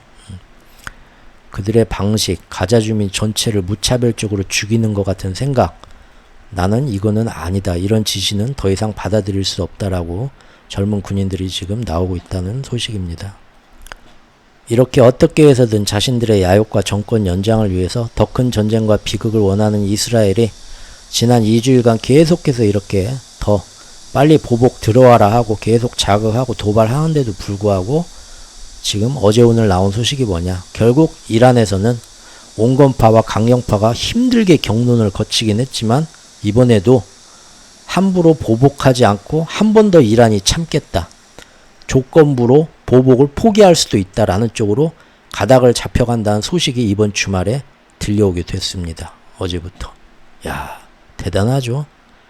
이란이 부처님입니다. 이 정도면 진짜 그 페르시아 나는 관대하다, 그 말이 딱 맞았네. 그 영화에 나온 말이. 그 내용은 아직 구체적으로 이란의 입을 통해서 나온 바는 아니지만 주변에서 흘러나온 얘기가 뭐냐면 지금 이스라엘이 가자 지구에 폭격을 하는 만행을 여기서 딱 중지하고 이제부터 정말로 하마스와의 휴전안에 다시 복귀해서 성실하게 휴전을 협상에 임하게 돼서 휴전을 미국과 카타르의 중재로 휴전을 이루기만 한다면 우리 이란은 진짜로 이런 치명적인 외교 결례적인 수모를 당했지만 그럼에도 불구하고 우리가 보복은 하지 않고도 넘어갈 수 있다라는 얘기를 주변에 흘리고 있다고 합니다. 이제 공을 다시 넘긴 거죠.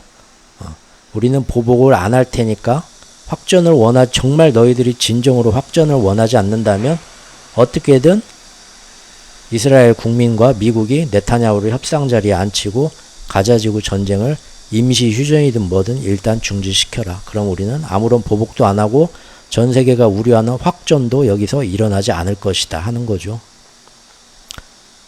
정말 이렇게만 된다면 제가 볼 때는 근래 인류 역사에서 어떤 진영을 막론하고 이렇게 대의 명분을 생각하면서 인류 평화와 생명에 대해 존중을 보이는 관대한 나라는 이란이 처음일 겁니다. 없는 소리 하는 게 아니고요. 적어도 지구 밖에서 제3자인 외계인들이 평가하기에는 틀림없이 그럴 것 같습니다. 근데 과연 이렇게 될 것이냐 하는 게 문제죠. 지금 이런 얘기가 나오면서 중도 성향의 새로운 이란의 페제키시안 대통령하고 그 안에 강경파인 혁명 수비대 간에 엄청난 갈등이 지금 일어나고 있다는 얘기도 막 들려오고 있습니다. 하지만 그럼에도 불구하고 이란 대통령이 결국 자기의 뜻을 관철시켜서 전쟁을 피하기를 원하냐? 그러면 가자지구의 휴전을 성사시켜봐라 라고 얘기를 했다고 합니다. 현재 미국과 이집트, 카타르가 그동안 계속 휴전안을 준비하고 있었고요. 이번 15일에 다음 주 금요일입니다. 그때도 최종 휴전안을 원래 준비해서 협상을 시키기로 일정이 미리 잡혀 있었습니다. 그러니까 거기서 뭔가 성의를 보여봐라. 확전을 진짜 니네 미국이 그렇게 네타냐후를 싫어하고 미국도 확전을 원치 않기 위해서 그렇게 노력했다고 하면 좋다. 그렇게 휴전안만 완성하면 우리가 보복을 안 할 테니까 한번 성의를 보여봐라 하고 공을 다시 미국한테 넘긴 거죠.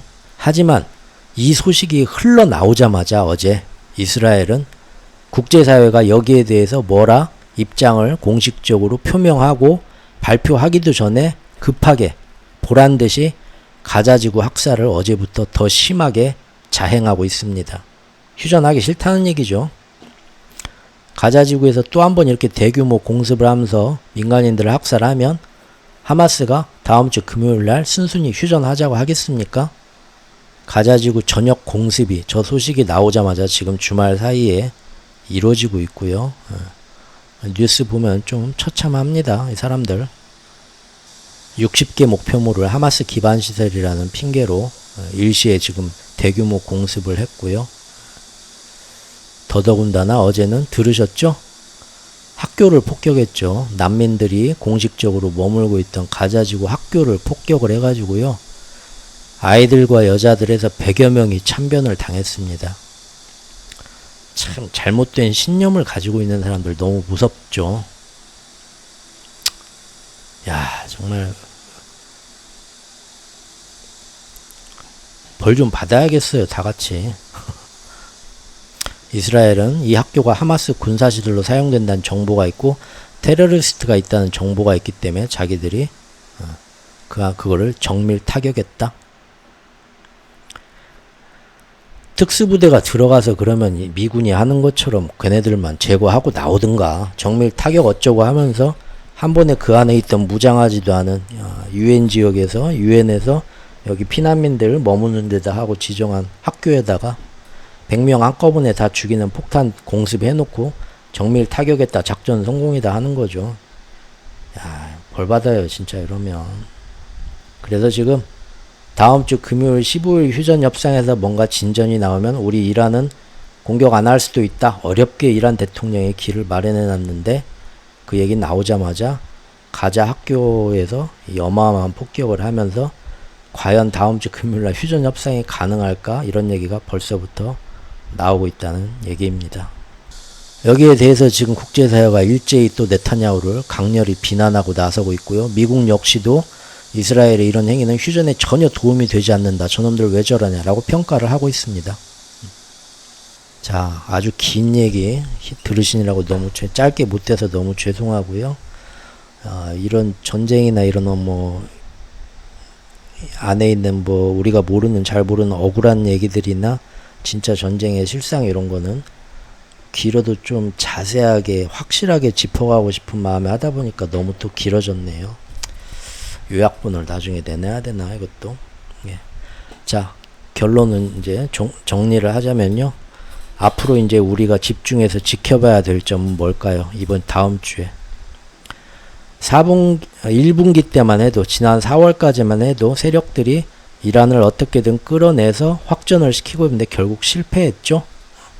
2분기 때는 작전상 한 방 뒤로 물러서면서 다른 쪽에 다른 전선에 집중을 했지만 그 전선이 7월 중순까지 완결이 되니까 바로 미리 한 달, 두 달 전부터 준비하고 있던 이란 대통령 취임식의 테러 사건을 진행을 시켰고 세력들, 자산시장의 세력들은 정보를 미리 받아서 그 일 터지기 열흘 전부터 위험자산에서 급하게들 발을 빼는 모습도 나왔었고요. 예전 하마스 침공 때하고 똑같죠?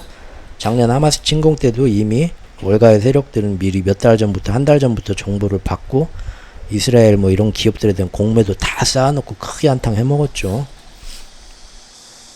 그래서 이번에도 골란구원 사태, 괜히 지네 나라 아이들 죽었다고 하면서 멀쩡한 남의 나라 이슬람 아이들도 희생시킨 거죠. 이렇게 계획을 짜고 실행을 해놨는데 이란이 이번엔 진짜 못 참겠지. 이거는 쪽팔려서라도 못 참겠지. 니네 나라 대통령 취임식에서 이런 일이 일어나는데 이러면은 완전 모든 무슬림 국가가 이란한테 손가락질을 하겠죠. 정말 못 참을 거다 했는데 이란의 대통령이 또 해낸 겁니다. 새로 신임 대통령이. 그래서 정말 관대한 부처님이 되면서 다시 또 확전이 공이 미국으로 넘어오면서 지지부진해질 것 같은 모습이 딱 되려고 하니까 과연 이미 중동 지역에 미국은 최신 무력 시스템 F-22 스텔스까지 다 보냈죠. 당장 전쟁할 것처럼 최신 군사력을 현장에다가 계속 2차, 3차로 추가 파견 엊그제까지 다 해놨습니다. 그러면서 분위기를 계속 달고 가고 있는데 미국과 이스라엘이 여기서 그냥 휴전시키고 끝내진 않겠죠. 그러면 어떻게 해서든 다음 주에도 외부적으로 여론전은 이란 내부에서 온건파와 강경파가 다시 분열하게끔 유도하고 이란 대통령 온건파가 힘을 잃고 강경파가 힘을 얻게 만들려고 자꾸 그들을 자극하는 또 참상이나 어떤 사건들을 일으키려고 하겠죠. 또 이란이 정 안 움직인다면 헤즈볼라도 자기들 최고 지도자 지금 계속 죽어나가고 있잖아요. 가만히 있을 수 없잖아요. 그래서 헤즈볼라만이라도 어떻게 해서든 자극하고 끌어들이려고 할 것이고, 헤즈볼라가 오면은 결국 헤즈볼라 혼자 이 일을 했겠냐? 뒤에서 이란이 받쳐주고 지원해주니까 이란도 한편이니까 같이 제재해야 된다 라는 논리로 또 끌어들이려고 하겠죠. 우리는 이제 그거를 좀 주시해서 살펴보면 될 것 같습니다. 자, 네타냐후가 전쟁 발발 10개월 만에, 벌써 10개월이 됐네요. 자국민한테 첫 사과를 했다고 합니다. 이번에 며칠 전에. 왜 사과했냐? 하마스가 공습에서 넘어간대요. 그때도 여러 영상으로 살펴봤지만 도저히 있을 수 없는 일이 벌어진 거죠. 이스라엘이 그걸 몰랐다는 것도 말이 안 되고, 대응도 그때 못했고, 마치 일부러 문을 열어준 것처럼. 그래서 그 전까지는 설마 이런 일은 일어나지 않을 것이다 라고들 안심하고 있다가 당한 것이기 때문에 이스라엘 국민들이 그 당시 안보 책임 정권 철저히 진상조사 해가지고 니네들이 어떤 실수를 저질렀는지, 그 전부터 하마스가 곧 넘어올 거라는 정보들이 이집트도 알고 있을 정도로 주변에 쫙 퍼져 있었는데 왜 너희들은 준비를 안 했는지, 거기에 대해서 비난을 했었는데 이스라엘 국민들이 거기에 대해서 드디어 10개월 만에 내가 조금 안일했던 것 같다 하고 드디어 사과를 했다고 합니다. 10개월 만에. 하지만 그때 정말로 모르고 당한 건지 알고도 일부러 어떻게 좀 안이하게 지금 대처를 했던 건지 진상조사 철저히 해보자 라는 얘기가 이스라엘 국내에서도 나오고 있는데, 지금은 전쟁에 집중할 때다, 그럴 때가 아니다 하면서 조사는 거부했다고 합니다. 그리고 뒤늦게 그 옆나라들, 문제가 되는 레바논이나 시리아 등 또 이스라엘 내부에도 있는 우리나라 한국 교민들도 빨리 빠져나와라 하고 지금 며칠 전부터 얘기를 하고 있지만, 갑자기 거기서 모든 삶의 터전이 있는데 2, 3일 만에 모든 걸 정리하고 나오라고 하니까 그게 가능하겠어요? 그래서 지금 세 번째 공개적으로 교민사회에 강력히 권고를 하고 있는데, 지난 일주일 사이에 이스라엘에 540명, 레바논에 110명, 이란에 110명 해서 총 760명 정도의 교민들이 있는데, 지금까지 서둘러 도망쳐 빠져나온 교민은 한 20명 정도밖에 안 된다고 합니다. 거의 안 빠져나오고 있다는 거죠. 안 빠져나오는 게 아니라 거기서 일궈놓은 모든 삶의 터전과 이거를 다 버리고 빈털터리로 나오기가 너무 막막하니까 못 나오는 거죠, 지금. 참 안타깝네요. 자, 오늘 또 여기까지 긴 얘기 참 들어주신 분들 감사하고요. 너무 무더위와 폭염이 지속되면서 정말 삶의 질이 황폐해져 가고 있습니다. 조금씩 그런 거 느끼시죠? 다들 그래도 또 긍정적으로 한번 잘들 지내보시자고요. 다음 영상에서 또 뵙겠습니다. 감사합니다.